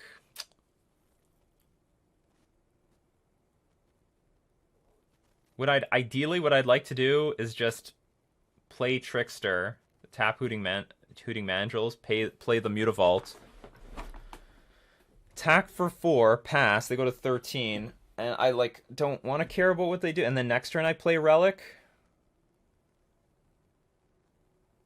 Because right now, if I play Relic, they can fetch for a green source, then play the flashback against Relic, and then if I want to save it, I have to crack it, like, right now, but then I lose tempo.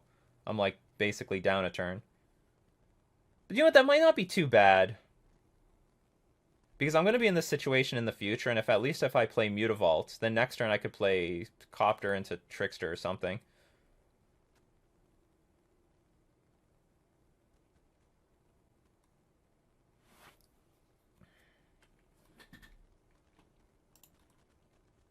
Okay, let's see what they do. Actually, they could just fetch. They don't even need to do anything.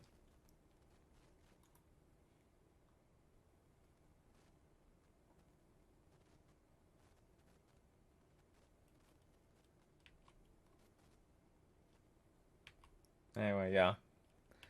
So it doesn't really matter. Oops. So they're waiting till their turn. That's... I guess this doesn't do anything. Well, I guess it does. I mean, prevent another Hooting Mandrills or something.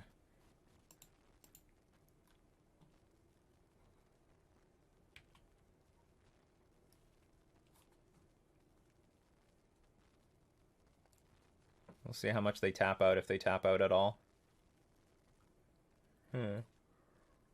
Another Oko. Okay. I mean, we can beat an Oko. If Trickster resolves.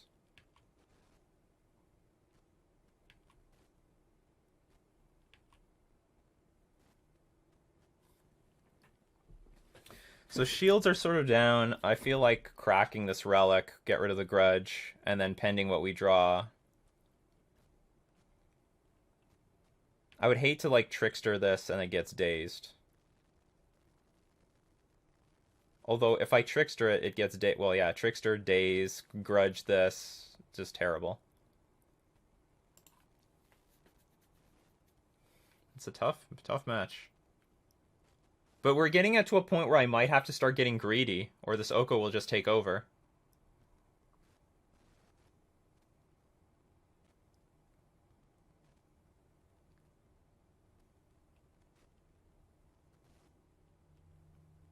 They could also force a will, but that wouldn't be too bad.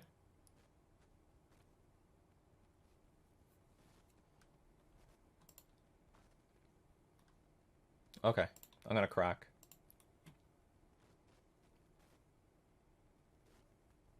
Hopefully we draw Cavernous Souls. We do not.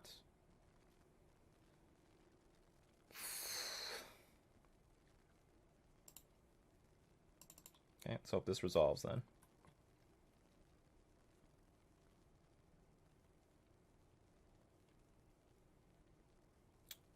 Damn it.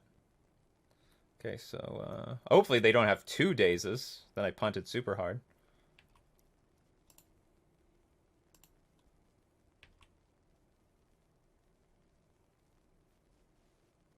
Oh no! Oh, that's terrible. For some reason I didn't want to give them the sense that I could attack with the Mutavault this turn. Well, it's not over, but, like, that's not good. I could at least put Oko down to 4. I guess always, let's see, attack, I get hit for 7.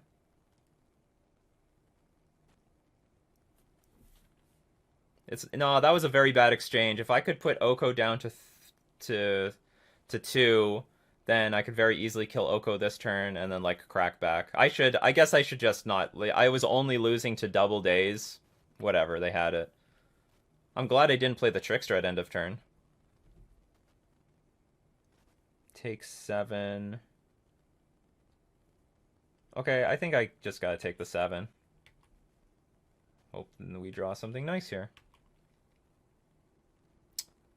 Relic is not what I want at all.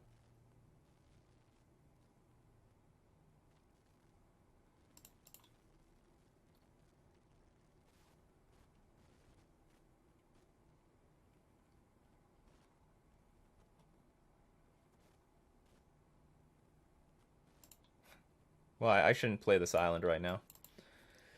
Because they definitely don't have double days this time.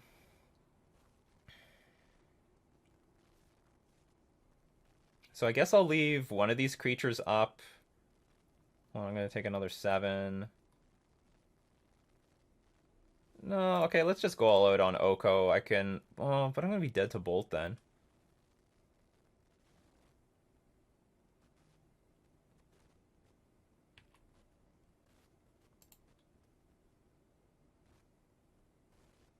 I could attack my opponent and potentially win if I top deck a Lord, right?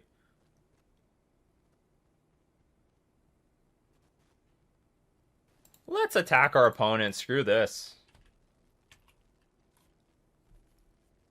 Let's just go for the win here. They have Bolt or something, then I'm dead. No Bolt. They want to turn my stuff into Elks? Go for it. Not enough life. I get to crack a card with Relic.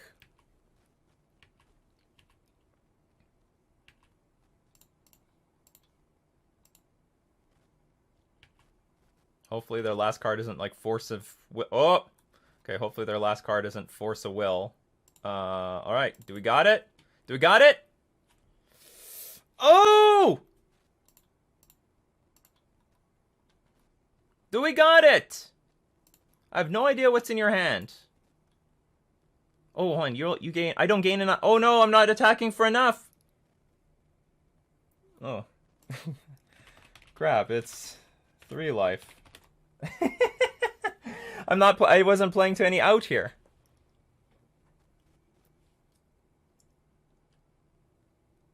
Okay, so it's not over, though. But I'm not happy about this.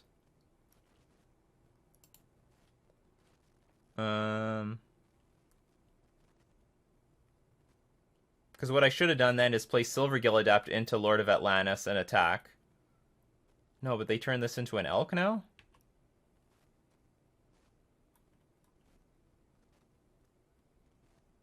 What am I hoping to draw here?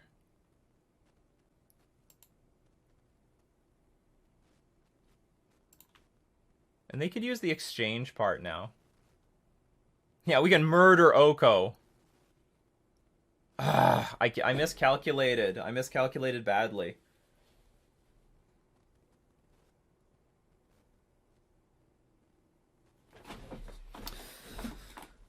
What are my outs?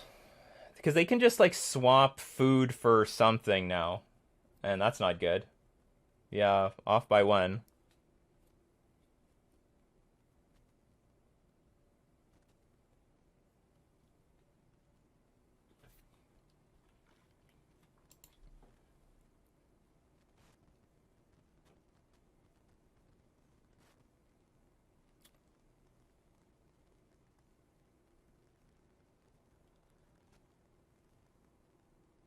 Damn it! Okay, what do I do? What do I do? Let's say you swap. Now, well, like, what makes it complicated is if they swap with the stupid food token, what do I want untapped? I guess a Mutavault so I can crack it? And maybe, like, I have to attack with Elite the Smuggler's Copter.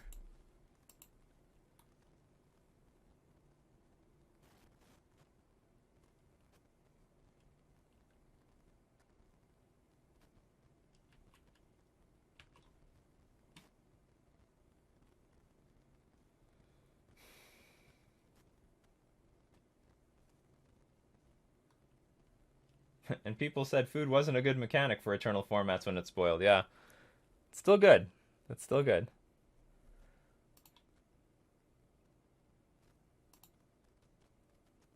Shit. This is very good. I screwed this up. If I play Silvergill Adapt into Lord of Atlantis, well, I don't know if that would change much because they still have the swap thing that I wasn't thinking about. Okay, we'll get rid of a Silvergill Adapt and then hope that we are still alive next turn. Hope.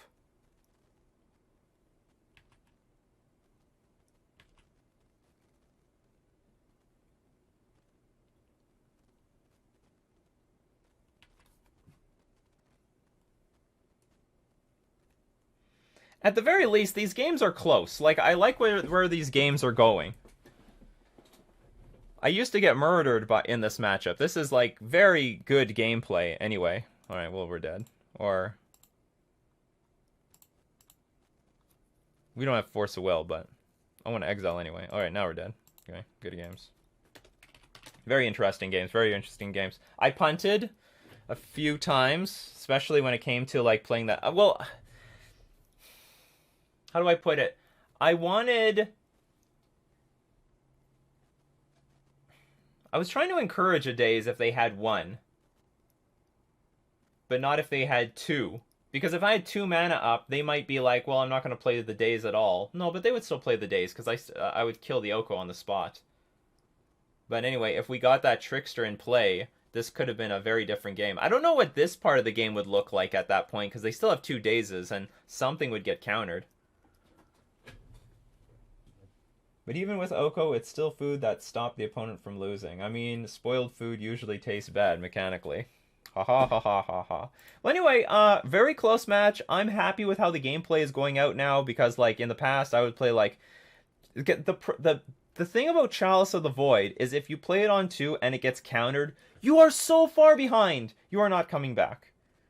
But you have way more combinations of cards that will resolve on turn 2 because of Cavernous Souls that I think, well, anyway, I prefer to play without the Chalice of the Void. Anyway, that was round 3. Let's move on to round 4.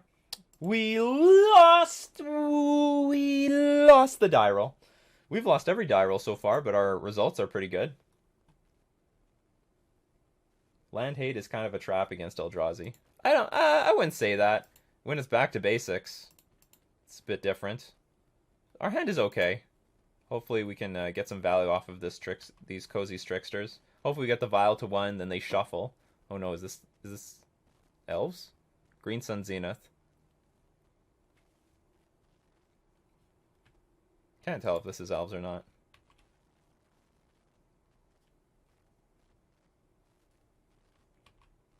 It's definitely something. Well, sort of flooding out.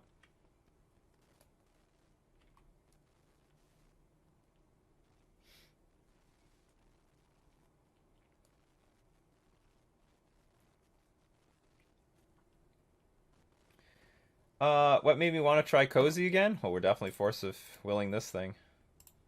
Actually, was this a good force? Maybe not. They were. Oh no, they could play a land and then start casting a lot of stuff. There we go. It was a good decision, in my opinion.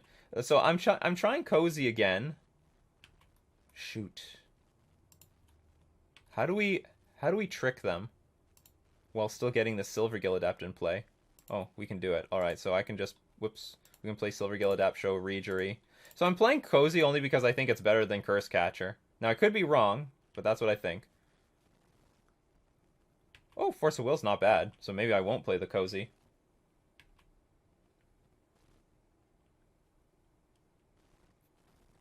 Because I think Reejery is worth more.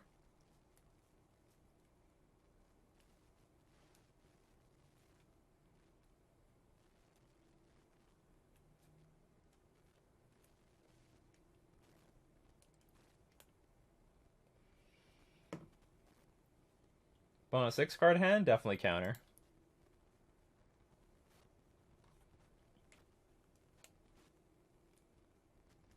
Sneak attack in a 2/2 Cozy on fetch.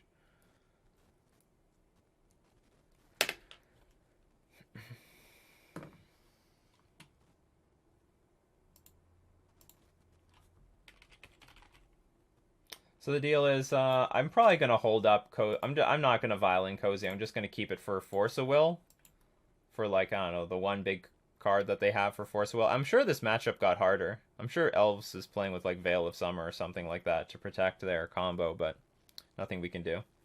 So let's see how well this does. This is another matchup where I would prefer Lords like Mare Reejery over True-Name Nemesis because I think it's much more important to have a clock, a turn 4 clock against them than to have like having multiple True Names on the battlefield is not a turn 4 clock. It's a turn 7 clock. Not good. I think our opponent's double queuing.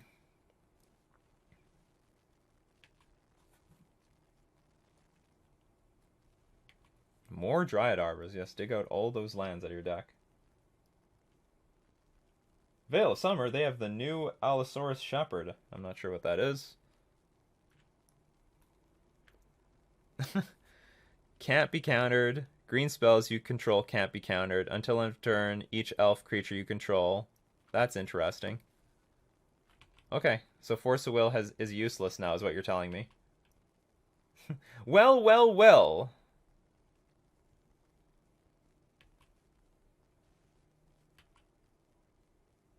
So now I wish I got that Cozy's Trickster in play.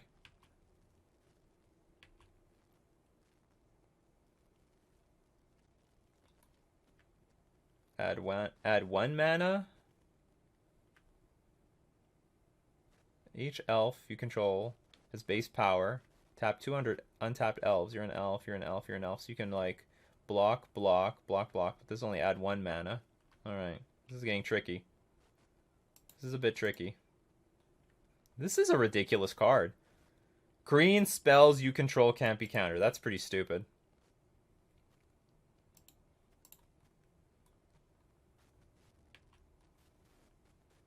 And 1 mana.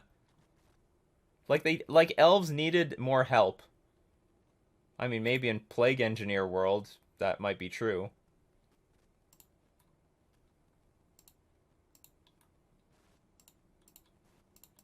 Anyway, I'm going to attack, and I completely disagree. Non-bow MTG. I mean, yes, you would like to have... Well, maybe the evasion is good enough. Because the only... to be fair, like, the games that I win against elves, it's with a lot of evasion. Because there's a lot of these lines where they block and then return the creature back to their hand and regurgitate it out on the battlefield. But the issue is then the hand needs to be really bad. It looks like we're lost here.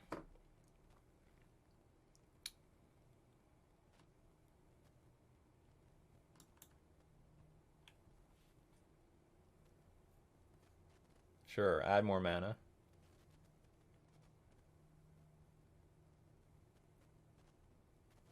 Like, the games I usually win against elves is when they are, like, doing nothing. Anyway.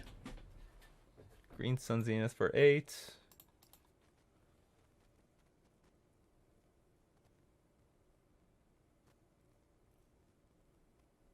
Ha! You shuffled your deck. Twice! 2 times you shuffled your deck. Behold the power of my Cozy's Trickster. Anyway, you can concede. So this is a matchup I'm just more or less hoping to dodge, because I don't think it's supposed to be something I'm worried about. Or, like, it's something I'm worried about, but it's a matchup that's in a lot of trouble these days, thanks to Plague Engineer. I do not know what to bring in. I guess Dismember for that stupid card that makes things uncounterable. Harbinger is not good. Probably 1 island because they bring in Choke.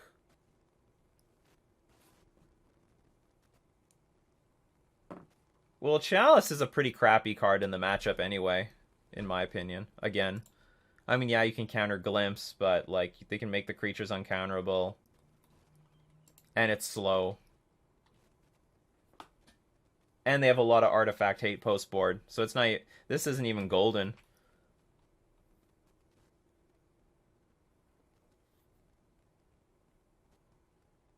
Maybe Harbinger's better than I think. Maybe it's better than Trickster. No, I don't know. I'm not even sure about Force of Will. Anyway, we'll submit this. Hope for the best. Yeah, Shepard says LOL to Chalice as well.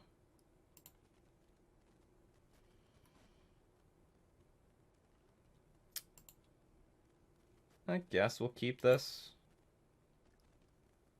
Needs a little help. Needs a little help.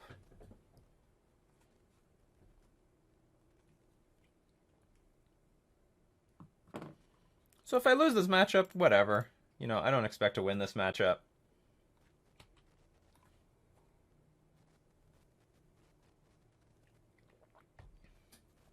The fact that that stupid card...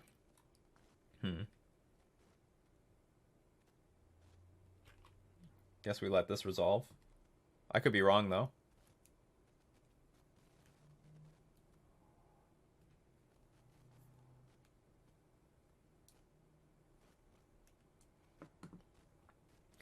I sort of don't want to throw the Trickster away.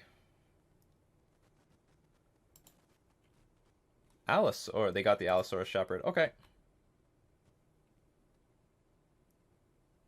So what can I counter? Nothing?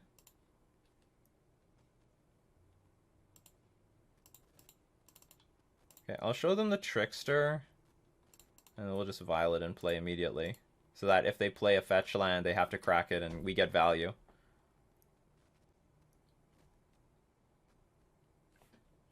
This is great. They could say elf spells you control can't be countered. Green spells? Like, really?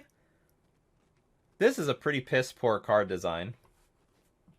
This matchup is almost scoop the whole match in response to first unique elf spell. Levels feels bad.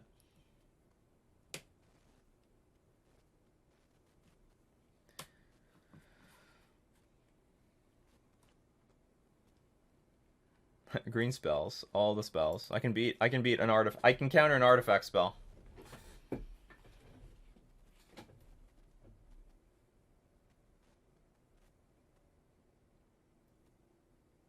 Hey, Reejery, do it for us. Do it for us, Reejery. We need another land. Prove your worth, Reejery. I put a good word in for you, Reejery. Don't let me down. Our opponent mulligans, so maybe it helps. Well, I think our opponent's double queuing as well. Given like these like awkward pauses in between probably very easy decisions. I mean, maybe this is not an easy decision, but I always suspect my opponents of double queuing. Well, either way, we put 2 lords on the battlefield next turn, crack for a good chunk. But the advantage of having Reejery in play immediately is we at least can tap down 1 creature on our turn. Yeah, don't let me down. Reejery! You're the spice in Legacy. If I recall, like, Reejery helped us win in that in the Omni-Tell matchup.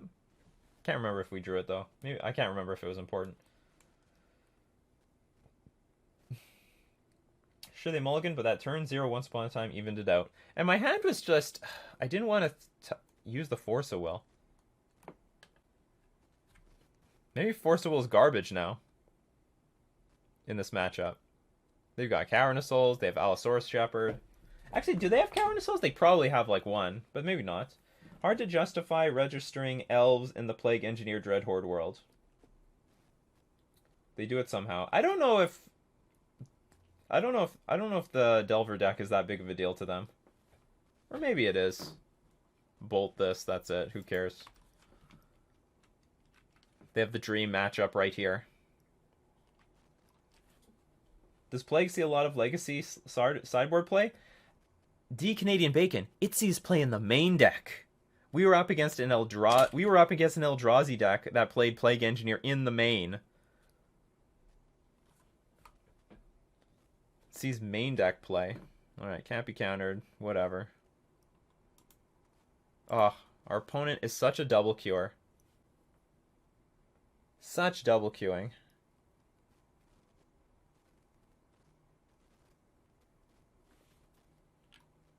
Or they're in a business, or they had a business call.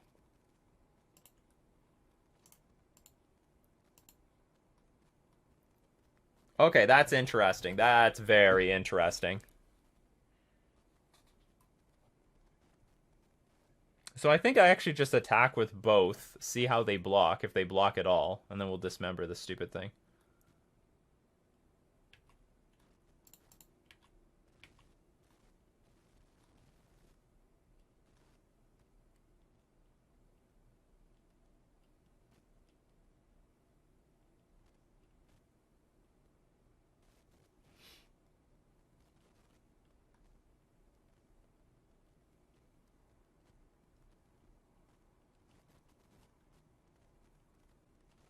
What you gonna do when the Merfolk come for you?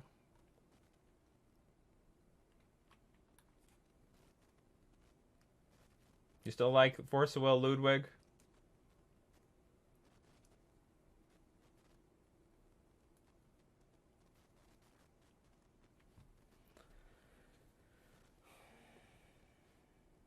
I wish there was a way I could tell how many matches my opponent's playing at once. That should be a thing. So we have to hit for as much damage as possible. Start like this. And kill this stupid thing. So it gives us a chance to at least force a will. Something!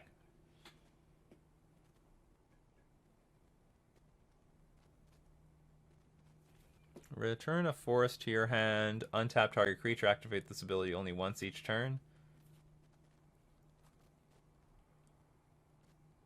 Sure. I don't know if this is a good thing to counter or not, but it's always hard to tell if you're supposed to counter any of this piddly crap.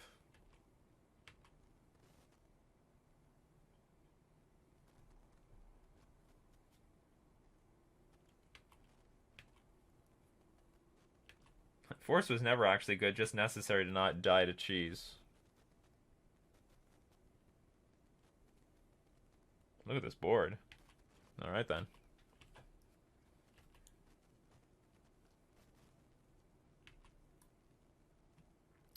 So I'll take the vial up. If I draw a blue spell, whatever, I can still hold it for Force of Will. But I would rather have the Reedry on the battlefield instead of the Master of the Pearl Trident.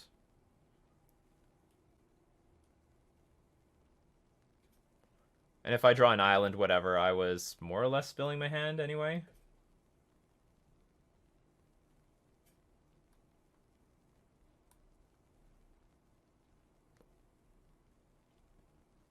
But we are sort of praying for a random blue card. So I can counter like a Green Sun Zenith. I don't know, well, I don't know what the decks look like now, but back then it was like Green Sun Zenith, Natural Order.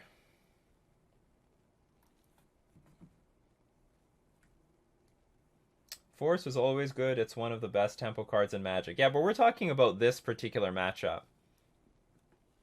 I'm actually not... Well, I mean, Force of Will, I think, is not even that good in Merfolk and Legacy. It's just good against, like, specifically combo decks. Like Show and Tell and Reanimator and stuff like that. Because, like, the 2-for-1 really sucks. It's terrible. Like, for example, I sided them all out against Delver because, like, getting 2-for-1 is brutal.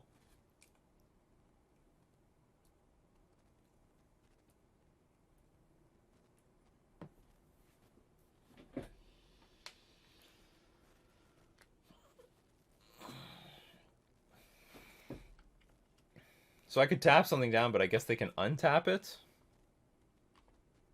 Okay.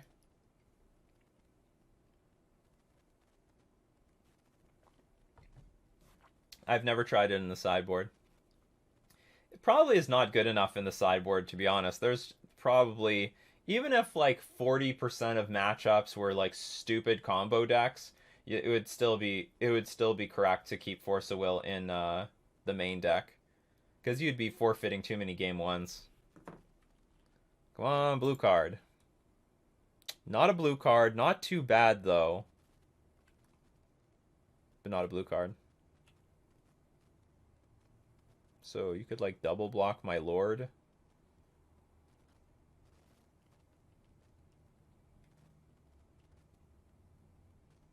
But then it dies. You have less Cradle stuff. Whatever. I'll continue to YOLO. And I still have a Master of the Pearl Trident next turn if necessary.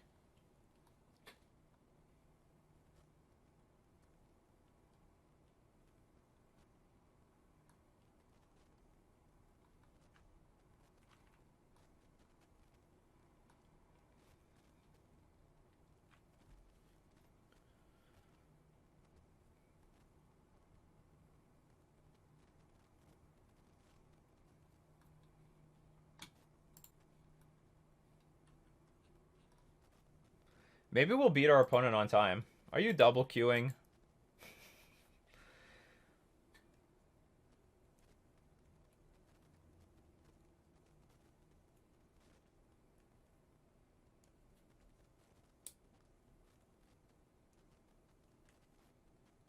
We just need miracles to come back so we can have a good matchup again. I don't know if we want that to happen. Because the last time we just played against Miracles, they're basically playing like a Snow Oko deck. Or Snoko, I don't know exactly what they're calling it. If they are double queuing, no shame in time scumming. But still, I would rather this game was done like 10 minutes ago. Add them to the wall of shame. Yeah, do you know what? Honestly, we could probably do that. If we are up against a confirmed double queuer that is taking forever, we'll add them to the wall of shame.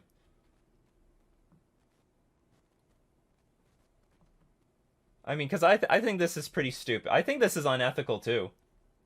Like, if you don't have time to play 2 games at once, then just play one.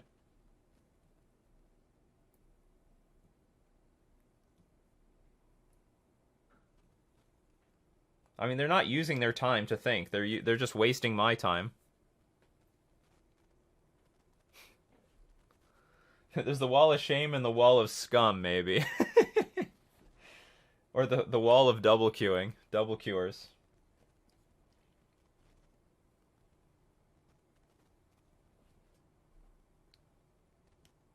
Miracles used to be a great matchup because, well, first off, they had a lot of trouble just beating a Cavern of Souls in play.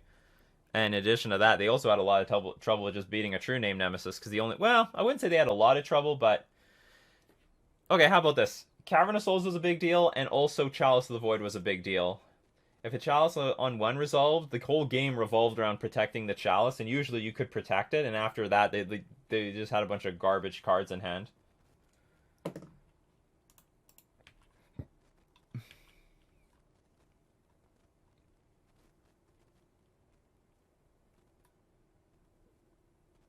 That is interesting. Alright, well, put the Reader in play. Max out on damage.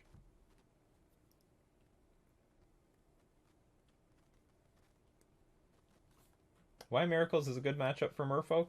I hope I explained it. We just, well, they have 4 tournaments, but you don't have to put... You can just leave, like, 1 or 2 creatures in play. It's not any different than, like, Supreme Verdict, and if anything, Terminus you can counter.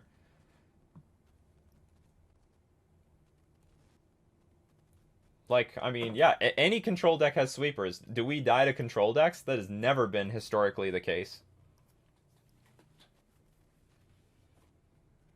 I mean, the only counter I've ever really cared about was Supreme Verdict. If there was no Supreme Verdict in this world, that control matchup would be a breeze. But because of the Supreme Verdict dynamic, gotta think twice about dumping your hand on the battlefield.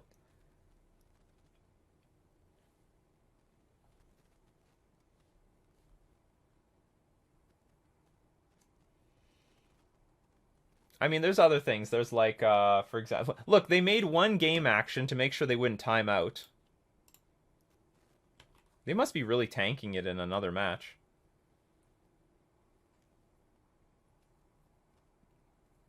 My little Timmy Yisan deck never had a chance. I was off by 1 damage. Whatever.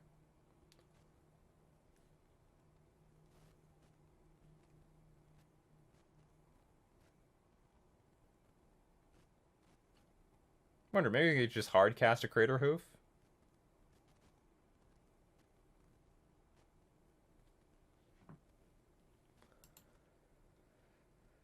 Okay, that can resolve. And then we'll attempt to force this. Hopefully they don't have Veil of Summer. They probably have Veil of Summer in the deck. Hopefully they just don't have it in the hand.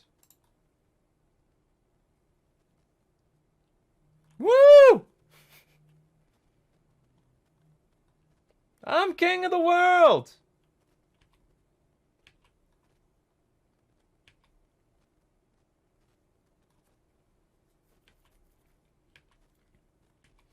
Now, do I dismember something at end of turn? Then they have to chump block. Well, I don't know if they have to chump block. Force them to chump block with more things. No, keep it, I guess. Maybe I'll force them to make some bad blocks.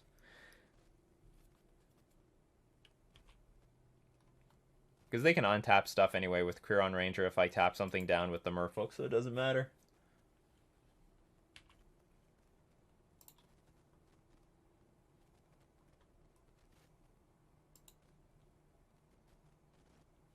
Away we go.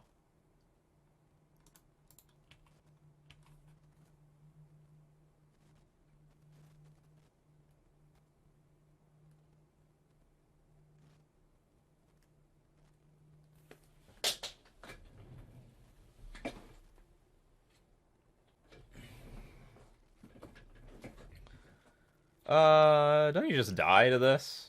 They didn't block with enough stuff. That's a very bizarre punt. Unless they intend on gaining a bunch of life out of nowhere. Oh, they're going to dismember something? Or Abrupt Decay.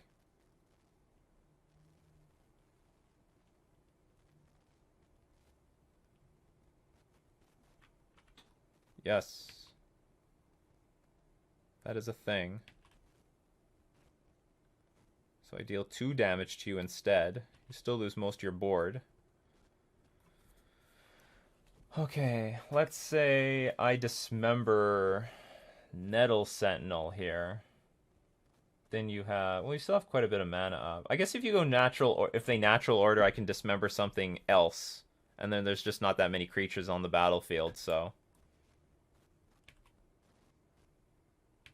I think I can wait on this dismember. I probably should have played the island, though. Oh, Cozy Strix are going to get bigger! It's going to get bigger. Oh, we could now hit the Dryad Arbor. Okay, now it's a bit different. Now they've got a lot of creatures on the battlefield, so they can go like... They can add 1, 2, 3, 4, 5, 6...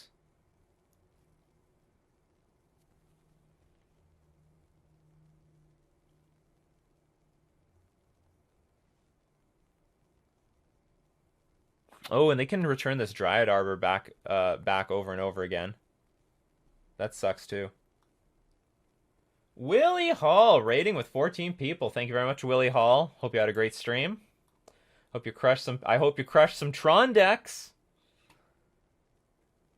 What is the line here? So they have this infinite blocker.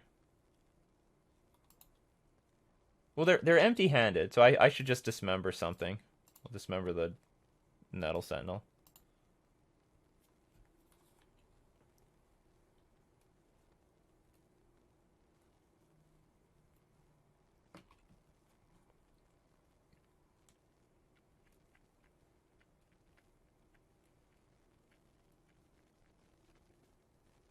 I'm doing great.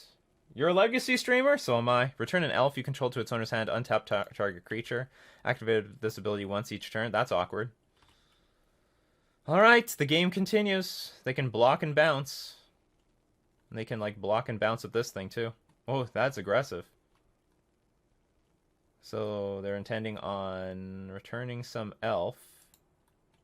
Holy crap, they can block with 2 things? Uh-oh.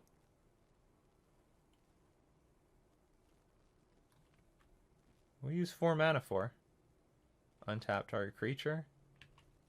Oh, yeah, and then you regurgitate it back onto the battlefield. They have, like, pseudo-vigilance. Interesting.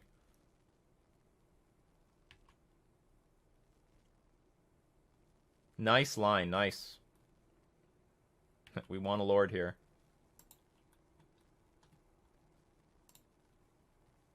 No! And let's see. So we attack with everything again. Return an elf. Block this. Hopefully this thing dies. Well, they can just block everything.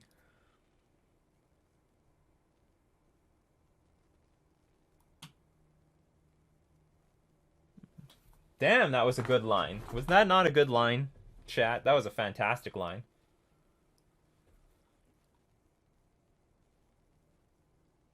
I don't really want to attack with everything, because I think blocking with their morph is good, and then this Silvergill Adept dies to anything and everything. So I don't know what the right line is, but I will attack with...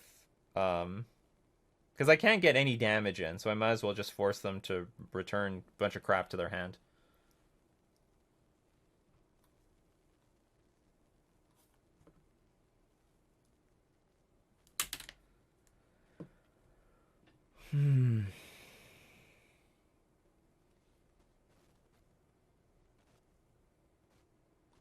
Bounce, return. These two die. Replay land, replay Quirion Ranger, and do it all over again. So I'm just going to attack with Silvergill, Adapting Cozy Strixter. Yeah, Elves, I mean, majority of the time when Elves wins, I mean, they just murder you badly. And then it's over.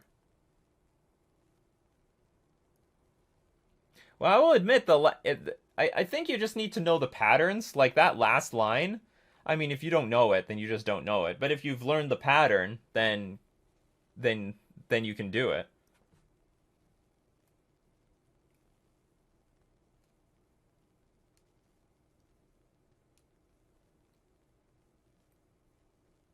Yeah, but Ludwig, they're like usually they regurgitate their hand onto the battlefield, so the mana is not tied to the creatures anymore. I don't think Elves is particularly easy to play though, because there was only like one Elf master.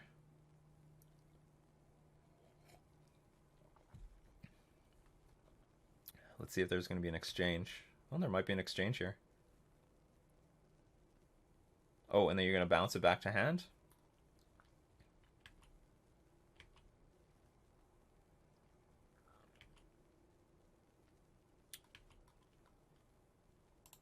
Okay, I'm going to play Ether Vial, give us some chance to vial in a 2-mana Lord somewhere down the line. I'll tell you the worst thing, if they draw, for example, a Glimpse of Nature, that would be brutal. Okay, so we have another Wiredwood symbiote. Now's the first time I wish we had True-Name Nemesis. Now's the first time in the 9 matches that we've played in Legacy that I wish we had True-Name Nemesis, because True-Name Nemesis would be good at finishing our opponent off right now. That is interesting. Anyway, I'll keep threatening this, and I guess at some point we can counter something? But we're not in control, not by a long shot. In fact, making these attacks might be too greedy. Maybe our opponent can go wide and just untap everything.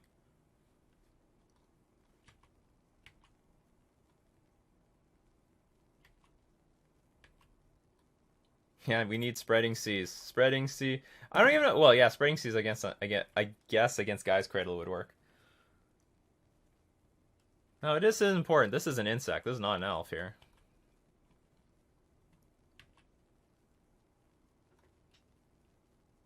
Now what do you have? Do you have a land?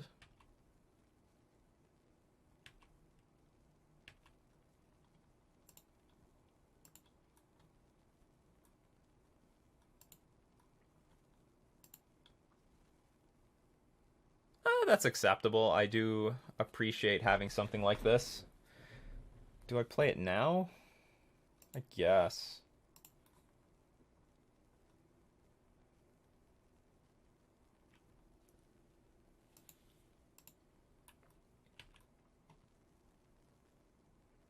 Interesting. All right, so now things are I think things are heating up.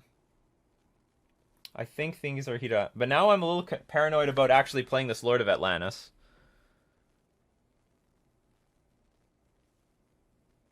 Because I might want it for the Force of Will if they just randomly, like, natural order us to death.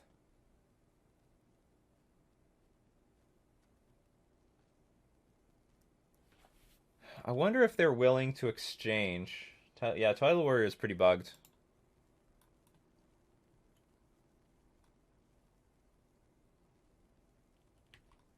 Okay, I'm going to wait. Still going to attack and force our opponent to make blocks and regurgitate stuff. And also, you know, if we go to game 3, we might time our opponent out. Oh, now our opponent's playing quickly. You ever notice that? Our opponent has like 5 minutes left on their clock. Oh, now we're playing quickly. Now we're playing very briskly, aren't we?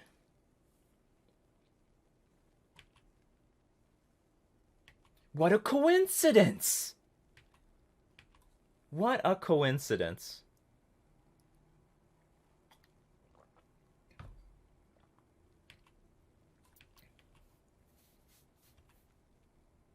This is the card I guess they just drew. Return a forest, untap target creature. No, this is the new card. Critterhoof. Glad we saved that Force of Will. I saved it, people! I saved it! I thought these were the same card. It's not. This thing just adds mana. I feel like a fucking genius!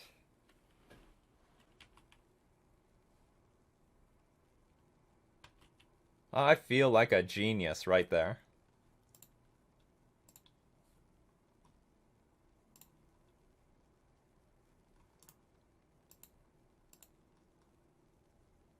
That looks decent? Actually, maybe not. I don't know. Okay, so... Can these stupid things kill me next turn? Well, I guess not if I all-out attack. Well, let's say you double block here. Okay, I'm just attacking with everything. I don't know what's going to happen. Let's see what happens. Hey, Nikachu, what is the name of the events you are practicing for? I'm practicing for the, what's it called? The Mana Trader series. I might play in the NGR series this, this, what's it called? This weekend. Okay. Going to game 3, people. We're going to game 3, and our opponent has no time left on the clock. I'm actually going to use the washroom really quickly. I'm probably not going to change any of this, but I'll be right back. Okay. We're going to get him. We're gonna bring Elves to justice. Elves to justice. I still think I don't want to change anything. Yeah, Spell Pierce looks pretty bad. Submit. Bother Sean subscribed for 3 months now. Thank you very much, Bother Sean, for continuing to join the wave. And how do we make the text bigger on that thing? Like, I thought I could make it bigger, but I have not. This hand looks actually quite good, so long as our opponent doesn't nut draw us.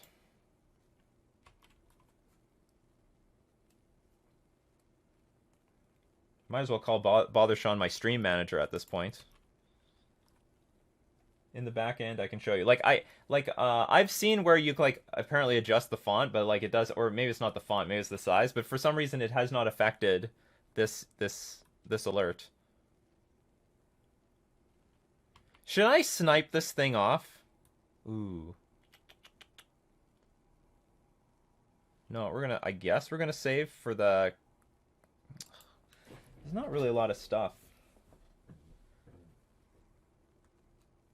I think the follow one is okay, if I remember correctly. Oh no, but there's no words. There's not many words.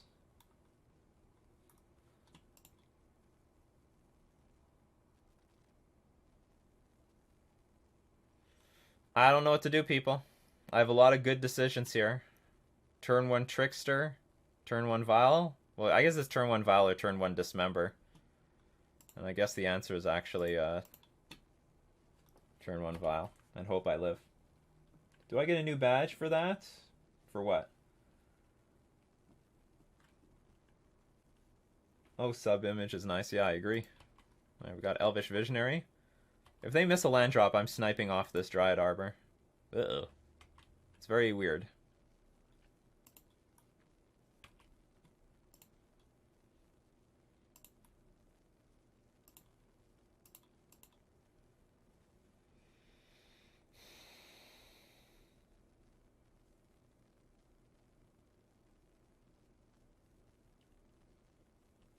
At least our opponent's playing briskly. But if they could go turn 4... They could play a Craterhoof next turn if they just natural order. If it was modern, I'd Vial and go Dismember and hardcast Cozy Trickster next turn. Well, I don't need to hardcast. I can just, Vial it and play.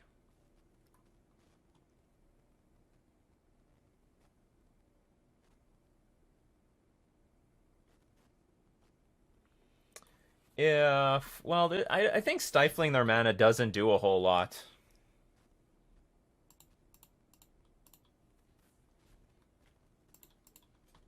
And again, we're going to get this in play just in case they have to fetch. Because if I dismember Dryad Arbor, they could still just go Gaia's Cradle at a bunch of mana.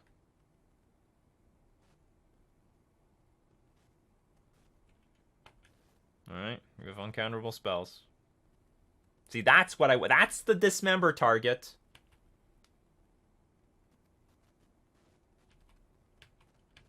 They're going to draw something so they can return a forest, get one more thing out. Well, I mean, if it's like, oh, they can get a few things out. Are we just stone dead? Oh god, they're going to draw 2 cards now? Heritage Druid? I think we're just dead.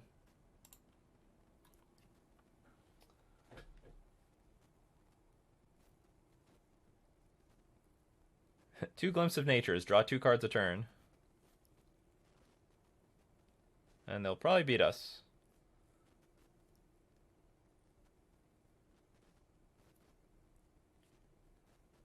Although I'm not very happy that our opponent waited until like 2 minutes left on their clock to like play the game at a brisk manner. I should like not pay them the same courtesy.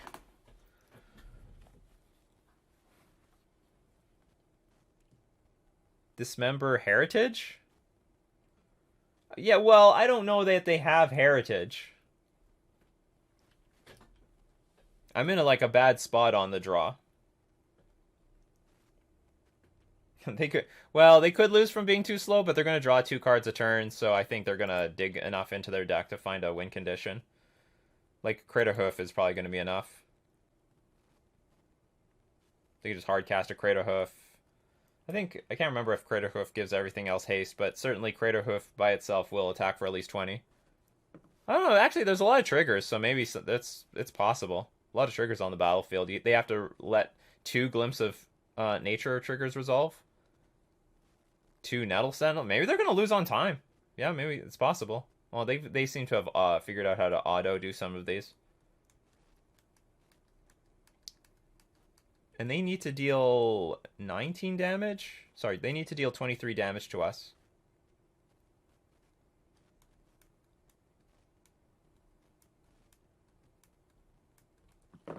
Yes, I would love to get my Cozy Strixter. A counter!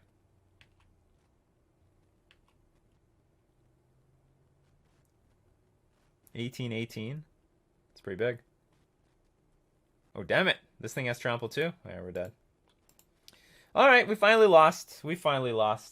So anyway, that was not a good matchup. It was nice that we at least went to game 3. It was definitely one of the worst matchups we can face in, definitely one of the worst matchups that we can face. Good question for anyone. Do I hold up Dismember on turn 2 and not play Copter? It's a tough spot. Because it's a really bad use of your mana, and if we can at least untap with this Copter, we at least, I don't know, put ourselves into some situation to maybe win the game. But it was asking for a lot. They had like the nuts against us. Anyway, that was round 4. Let's move on to round 5.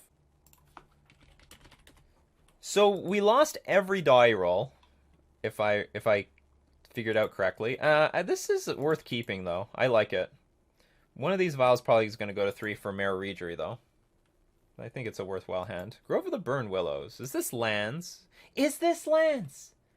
My worst nemesis. Alright, let's hope Back to Basics does some shit against this deck.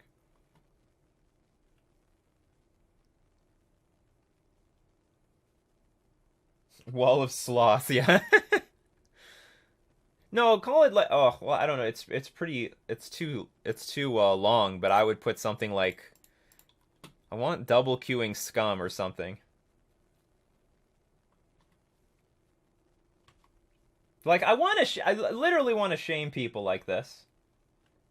From what I've been told, the API for Magic the Gathering Online is very finicky, so whenever there is an update, Magic the Gathering Online bot breaks, and then developers need to go back. And I'm sure, well, that's not good news. Wall of Sloth, sure. I'm fine with that. Look at all the lands that they have in play. Alright, let's do it. Land, please. That's not a land. Okay, pass. Hand's not bad for lands. Like, we have Harbinger. Hopefully that does something.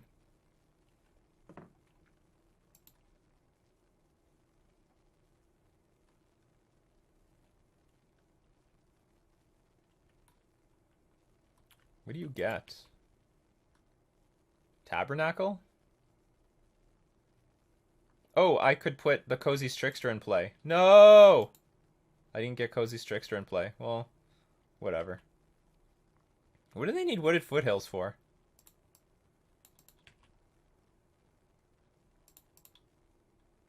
They literally got Wooded Foothills with their crop rotation. That had to have been a misclick. That had to have been a misclick. Oh, we got a reader. Anyway, I missed my opportunity with crop rotation to get it in play. They're going to play right into our Cozy Trickster. Right into it.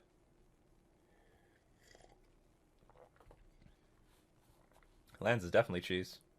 No! Don't do that. That's nasty. Alright. Here comes the clock. We just need another land now for the vial. Too many vials. Well, this suddenly is very awkward.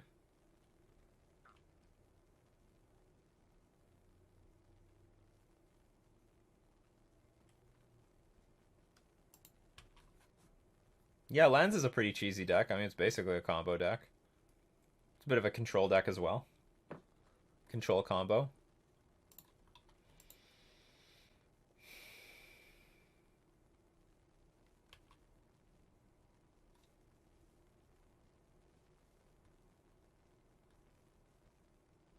Truth is, I don't mind the Wasteland. I just need to get my Ether Vial out again.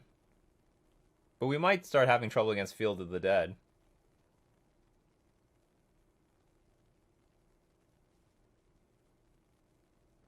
Didn't see chat? Oh.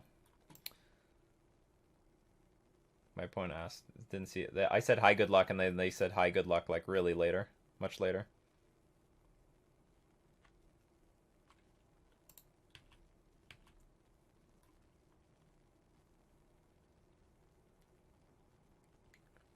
Probably in some deep crap against Life from the Loam at the moment. Because it's just going to look for like more and more lands. Combo pieces. Eventually Tabernacle. Glacial Chasm.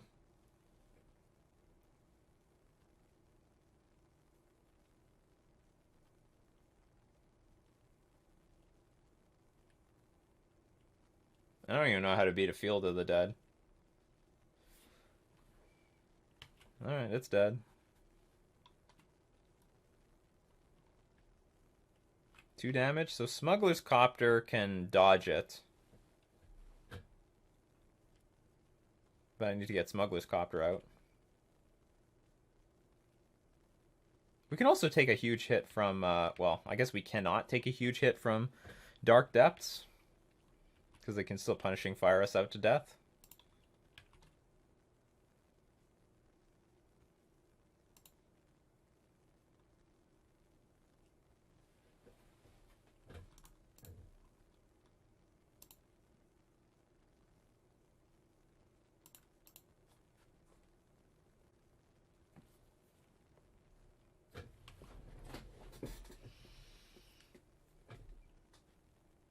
I think we would have had a much better game if, well, if we didn't get wastelanded into Abrupt Decay. Or at least we drew our second land, so we just deploy these Ether Vials.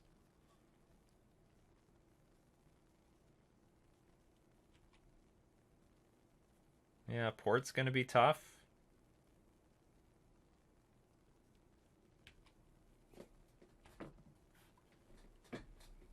Honestly, we're just gonna die to the zombies. From what it looks like.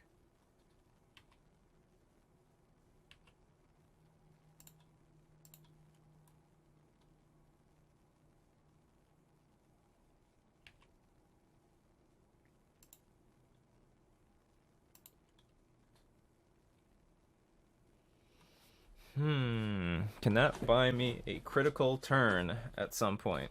Maybe, maybe not. Okay, just pass.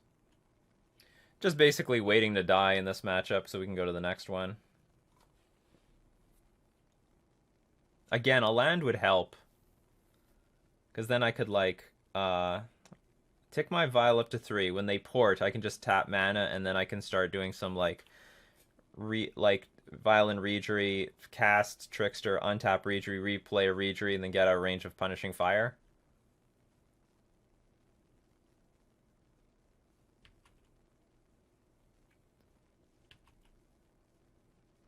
And for that, I'll Violet and Silvergill Adept until end of turn. So I can draw into another land potentially.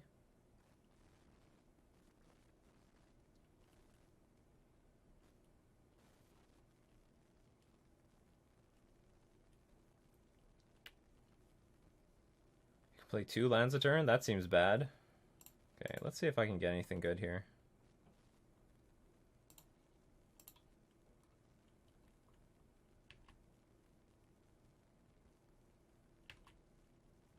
Another Copter.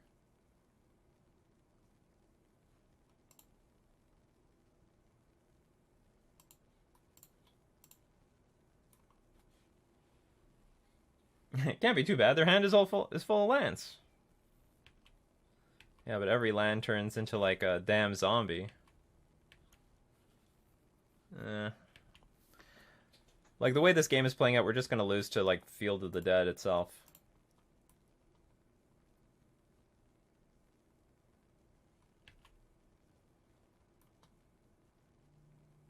It's funny, we have so many Ether Vials, but what I really needed was just regular lands to help me out. Pass?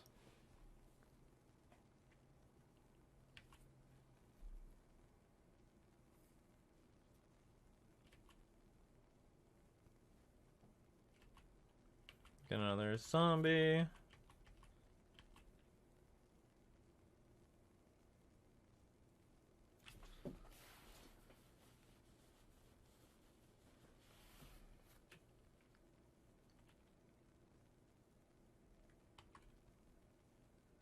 Another life from the loam. They can play in 2 more cards.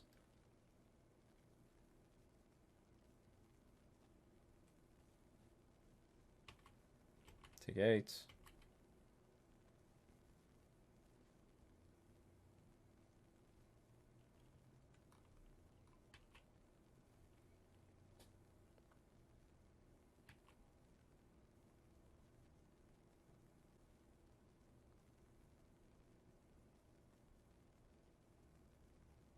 I'm gonna blow up all my vials. Oh, I guess this is pointless. I'll just concede. I don't want to show them Reejery, because they probably don't know that I have it. Alright, so Boomerang, yes. Back to Basics, yes. Relic, yes. Cards that we do not want. Maybe not Reejery. Why am I playing this card if I'm not putting this in play? Okay, Duckstep, what's crap? What's crap in this matchup? I'm willing to cut Reejery, but I don't know. I have no idea what to side out. Like maybe I don't know, maybe the Copter? No, you said the Copter is good. It's probably like a low curve.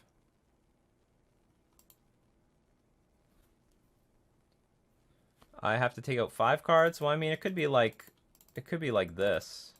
But at the same time, I like Reejery just to like push through damage.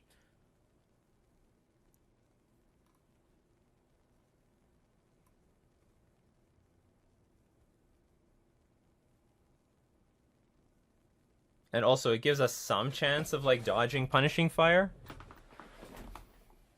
Like, I just don't know how much of a control deck I should be. Force is only okay. Well, seems great. Counter crop rotation. I wouldn't mind that. It's like a 2-for-1.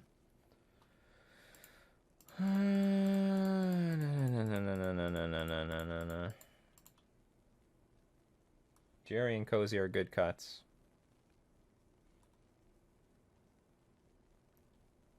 I'm just guessing Spell Pierce is bad because they have so much mana. Okay, I would like to go first for once.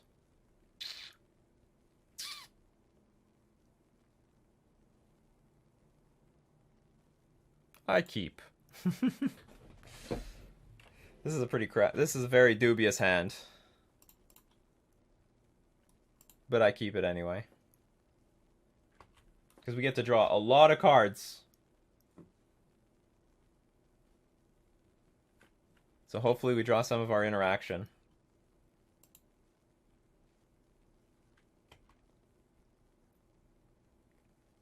Yeah, 3 of our best cards. Maze of Ith.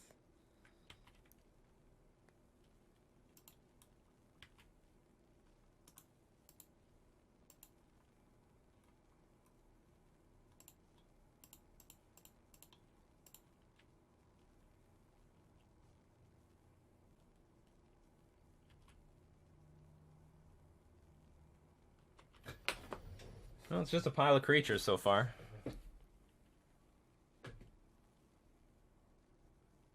This is like, feels like Carpet of Flowers in a way. I just could play even more stuff. Shit, this is a big deal. Like, that's a pretty frustrating card.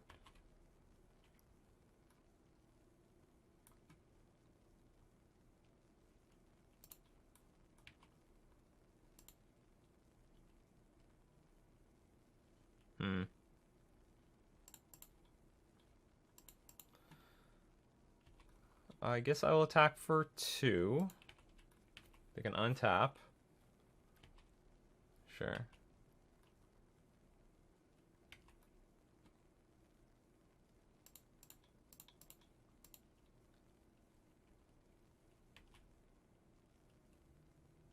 You know what? Now I regret taking out the Regeries because it would have been better to play around Blast Zone.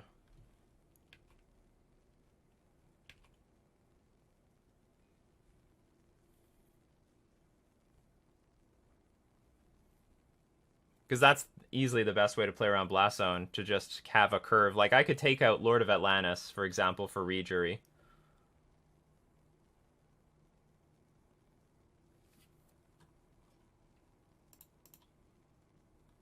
Okay, let's see how much damage I can do with what little resources I have. This game is so similar to the other one. Come on, back to basics. Well, they can't add mana right now. So that's some good news. Ooh, we got Boomerang, but I need help. Yeah, I'll probably draw a card off of Silvergill Adept. Can't add mana with this.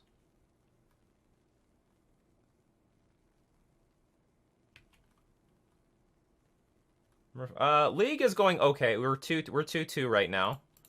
Matches are pretty good though overall. We just got crushed by Elves once.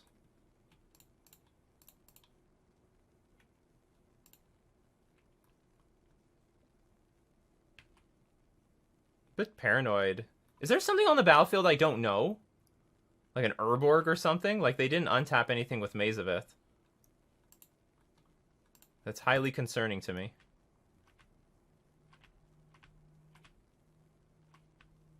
Okay, whatever. Pass.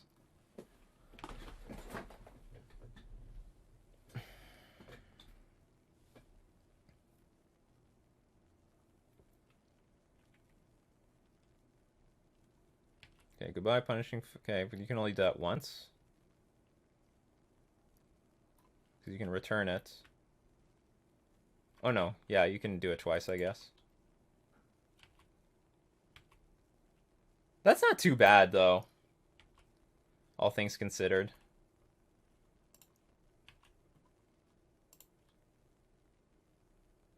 Okay, I really wanted to land there. That was good. So what does this mean?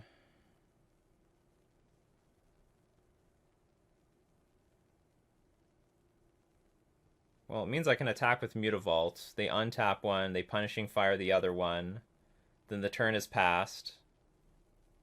Because the thing is, I can't go Lord attack with... I think I can't go Lord attack with everything, because then they would just add...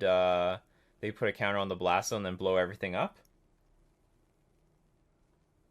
I went to this Others Nikachu stream and, like, no one was home. Yeah, there's more than one Nikachu out there, believe it or not.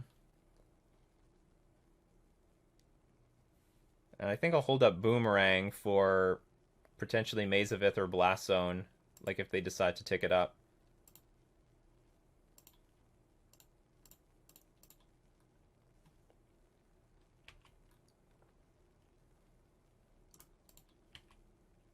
I hope I'm doing the right thing here.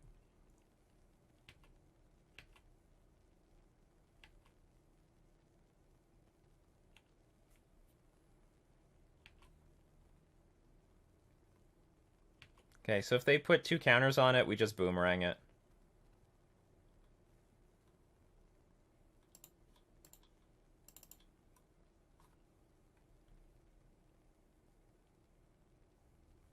Screw that card.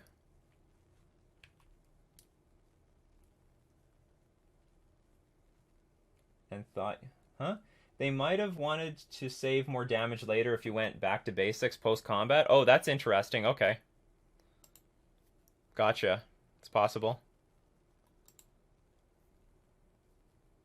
Well, given out... That's a brutal card. Blast Zone.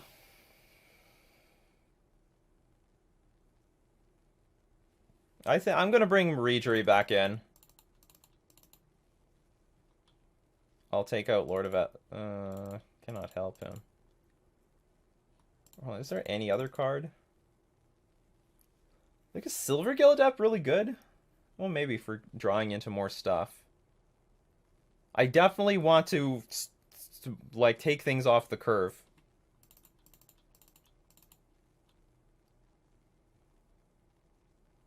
Make it nice and diverse. Submit. Can't counter Blast Zone. I'm 4-0 in my current Herder League, and will be playing the 5th match to start tonight's stream. Nice!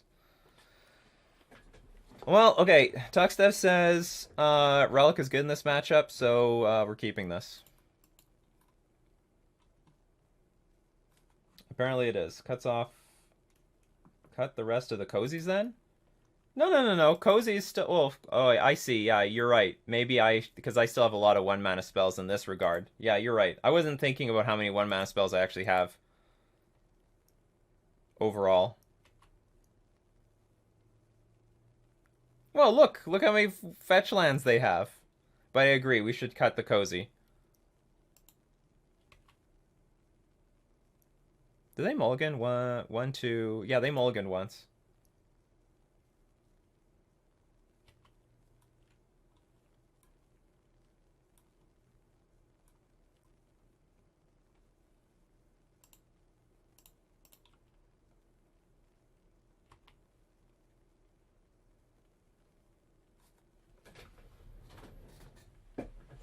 Land on the top. I don't know if I need a land on the top, but I would appreciate it.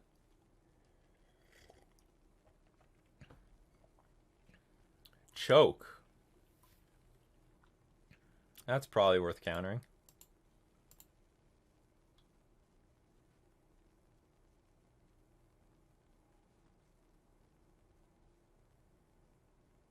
You know what? I'm going to keep the other Force of Will in my pocket.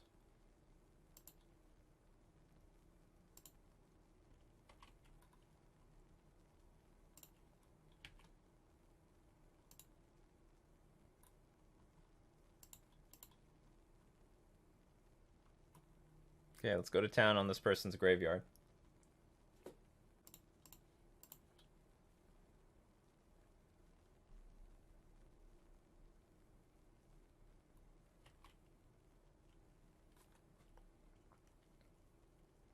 Let's hope they just don't, like, play Blast Zone, blow everything up. That would be really shitty.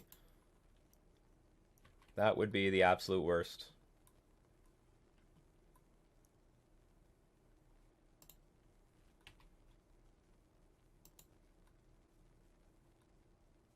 Well, we got another land, but... At the same time, I don't want to encourage this wasteland to do anything. Or maybe it's not too bad. I mean, maybe they need the lands more than we do.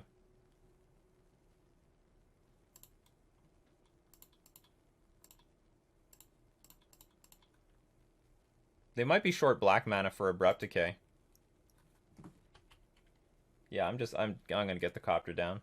And let's just hope we draw into more and more interaction over time. Yeah, they seem to want their land. Okay, they don't want their land anymore. I take it back. They don't need the land.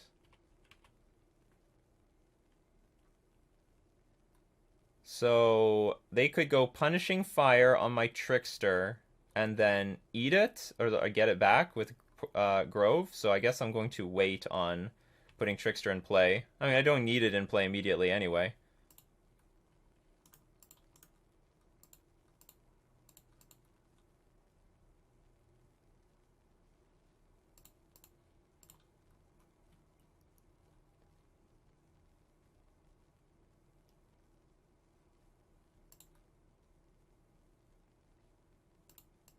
Awkward spot. Very awkward. Yeah, it's a nice pitch to Copter eventually. But I have to get there.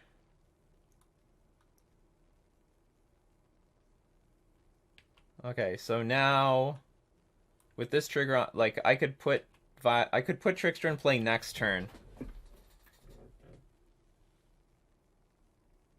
A second Wasteland, and then with this Grove trigger on the stack, I can exile the Punishing Fire that's in the graveyard.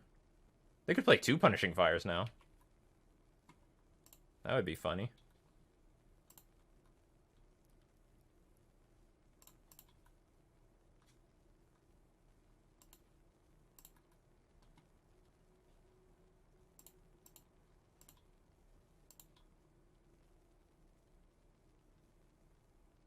Yes. I just hope they don't use 2 Punishing Fires on my Smuggler's Copter.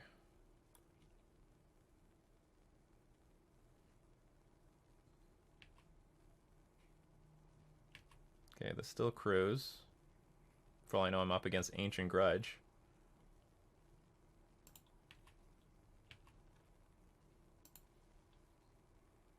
That's convenient. More lands, the merrier.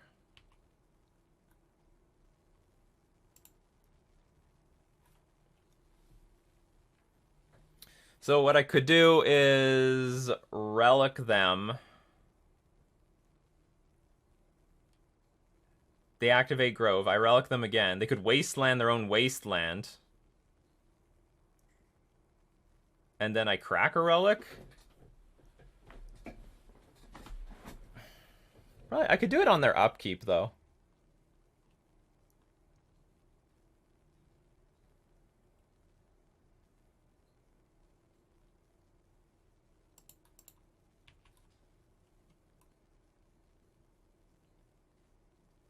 Okay, so I'll do this at the upkeep because then it forces them to tap their lands for the turn.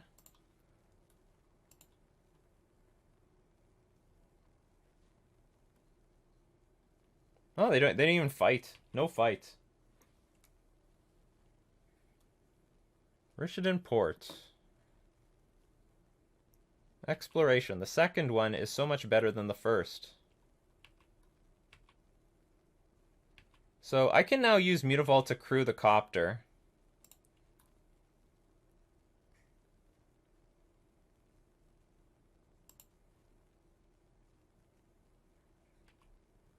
I guess this doesn't really matter. I should just let it resolve.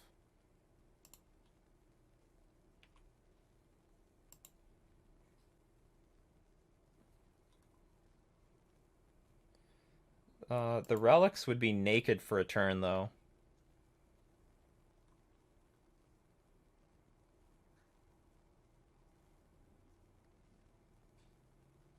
Okay, I don't want naked relics for whatever reason.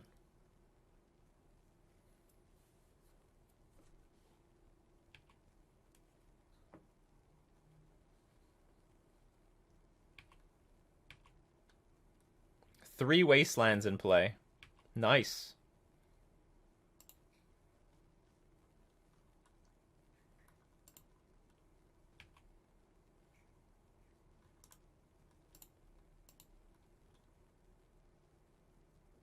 We have a boomerang. That could bounce our Mutavault.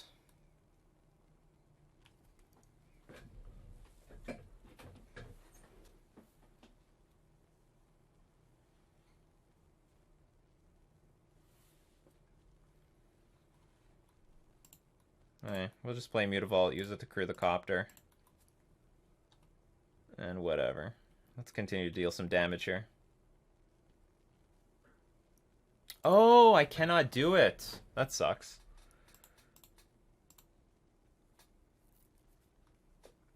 Because they sack in response.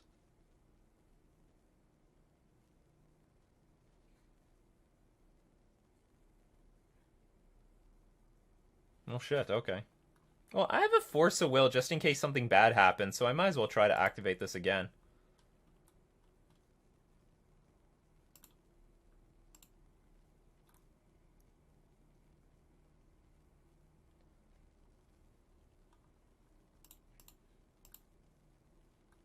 Okay, at least our opponent's losing lands. Okay, goodbye.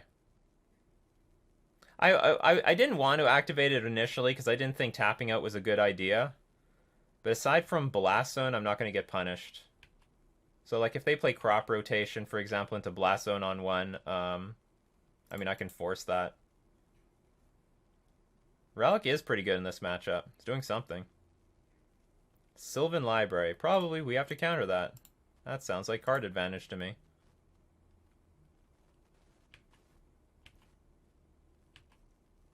Yeah, we need, like, a creature.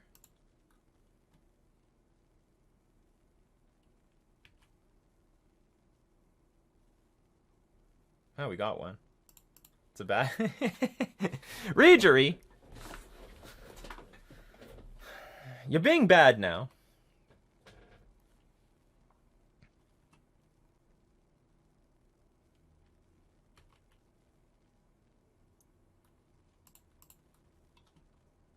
Yeah, what a troll. I'm gonna leave this on 2. If I draw a land, I could play Regery. If I draw a 2-drop... Ugh, do I want to play this thing?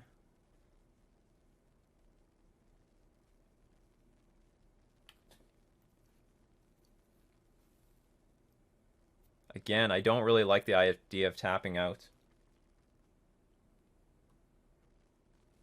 You think I'm okay? They got 2 cards in hand now. Who knows what they could have? Probably more Punishing Fires.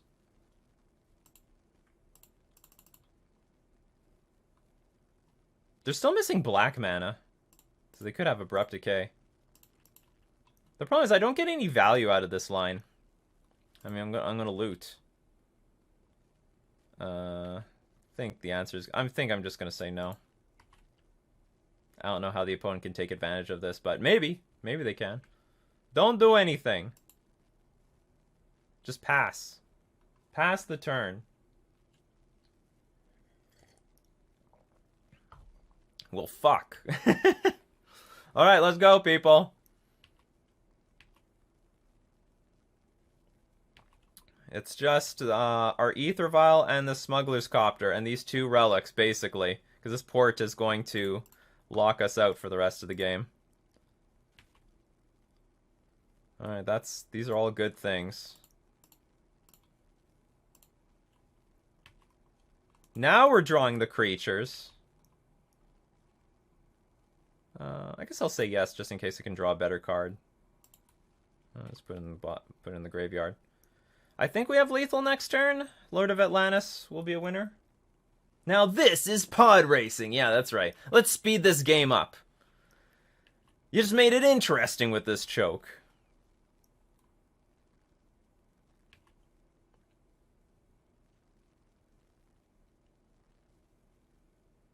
What do you do at end of turn?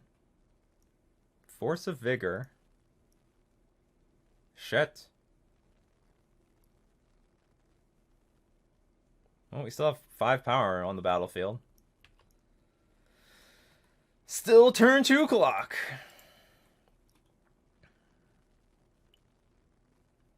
Damn it, if they only let us untap. They had to have just drawn that. I sort of want to land just to active... Oh, yeah. Thank you very much. Now that is trolling. That is trolling. Yeah, no double fire, please. Don't play Tabernacle. I think our opponent's trying to scare us. Whenever they do the tapping stuff... Oh, they might be playing around Force Negation now.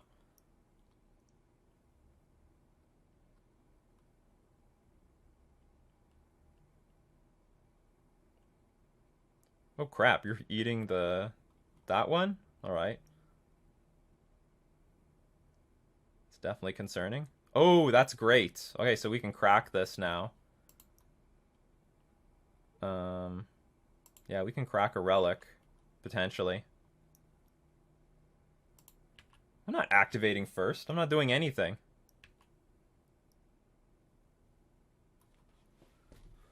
Okay, now... I probably should do this now, because if they untap, they could wasteland their Taiga. I mean, I guess it doesn't matter. They're going to port this. and make me go to war anyway.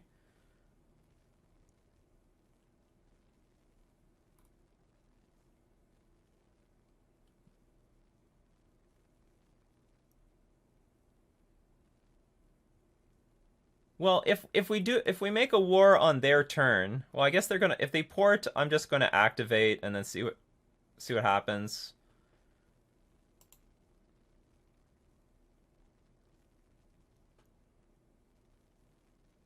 Tap the activation while Wasteland is down, but I probably can crack. Well, okay, whatever. Let's just go for it then. They let it resolve again. All right.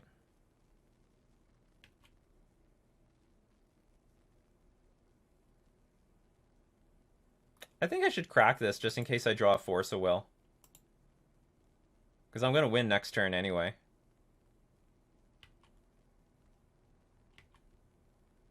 If I get to win.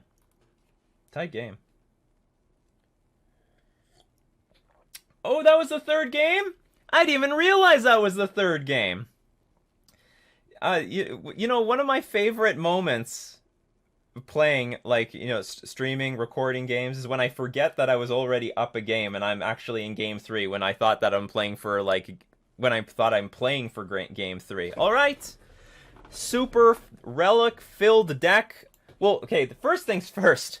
It looks like the relics are exactly where we want to be in Legacy. I mean, this held off the Rug Delver deck so well.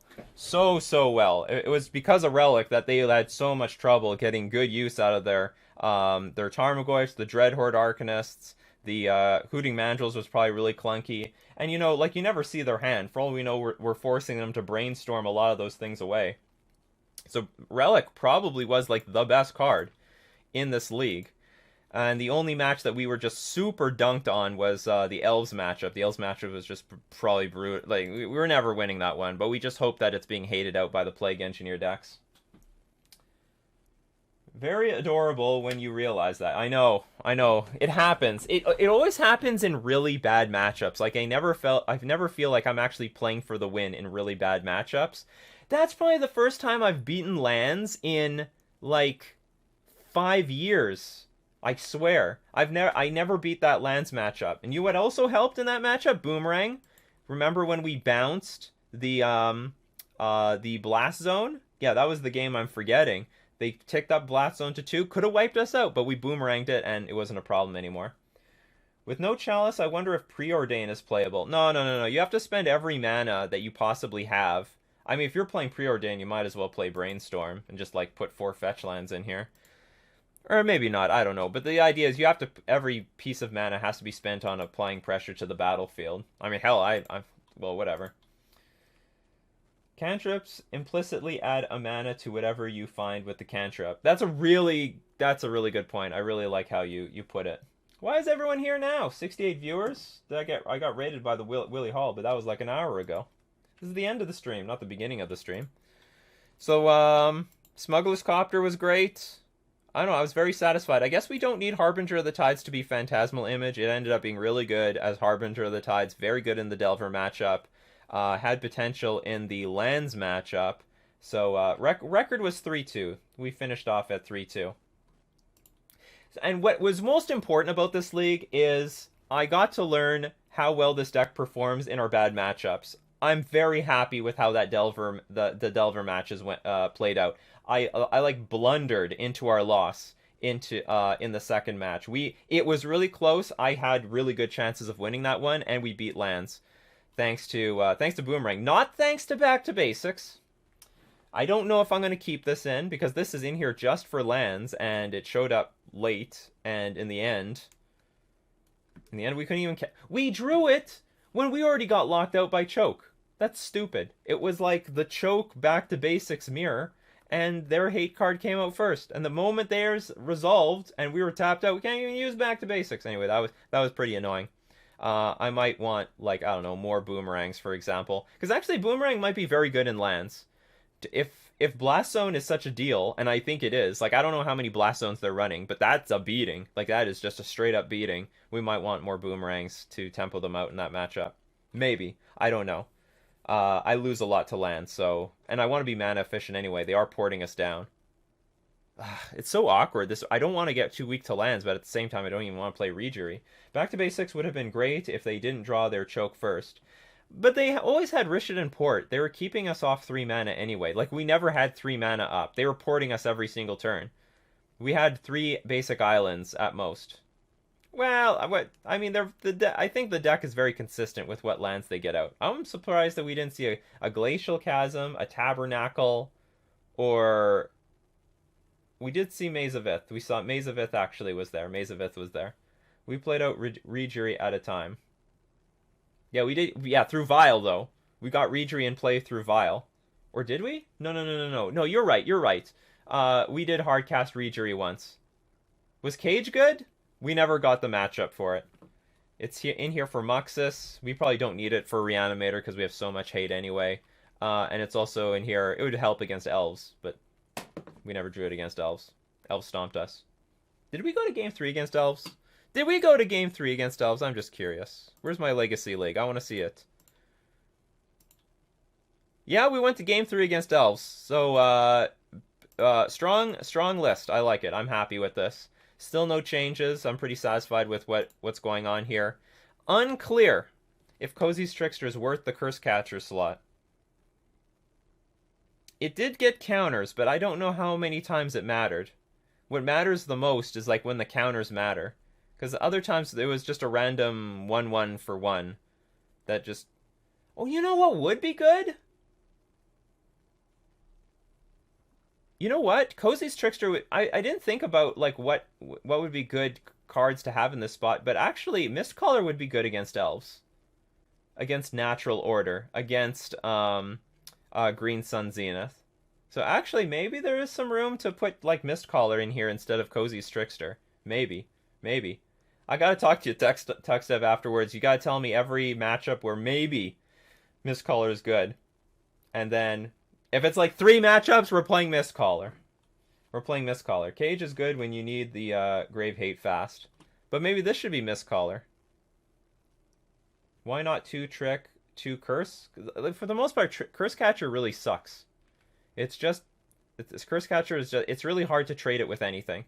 But maybe, I don't know, maybe I'm wrong. Like, this is a more aggro deck, and the more pressure you put on your opponent, the more likely you're going to get them to tap out. So, I don't know, maybe Curse Catcher, like, make no mistake, Cozy's Trickster did get counters in this league, especially against Elves, and that might have mattered. Mistcaller beats Show and Tell. Does it? Oh yeah, it does beat Show and Tell. Goblins, Reanimator. Next time we might be playing Mistcaller. Maybe. It does not beat Show and Tell. Well, doesn't it beat Omni-Tell, right? Or is that the default deck these days? Omni-Tell. Because they get Omniscience in play and then they just get to cast the spell. If he's all dead, there's only one thing you can do. Go through his pockets and look for loose fish. It also does not beat goblins. Well, I don't know beat goblins, but to have a main board way of dealing with Muxus, like, if the Grafdigger's Cage is here for Muxus, then I would rather we had Mistcaller for Muxus and free up these 2 sideboard slots for something else. That's what I would do. No Chalice and no True-Name. Screw True-Name. We don't need True-Name. We got by with... Well, I would have to look back at the footage, but I have no idea if we actually made good use of Rejury in this league. I can't remember. Maybe against Elves we did, but in that match, in that slow match, True-Name might have been just as good. True-Name might have been just as good. But, I don't know. I guess I'll just keep playing this until I realize that something has to move. So this might be a flex spot. Not looking to go to Curse... I don't know. Maybe I should be playtesting Curse Catcher. I don't know. I'm just confident that this deck should not have True-Name or Chalice of the Void. That's all I'm confident about. So that is going to be our stream for today. But before we raid, I'm just going to thank all my patrons supporting me on Patreon. We're also going to thank also all the Twitch subscribers subscribed on Twitch. And we're also going to thank our sponsors, themanabase.com and Mana Traders. Gotta be ready for that Mana Trader series this weekend. This is Nikachu, Merfolk Master, playing Merfolk in Legacy.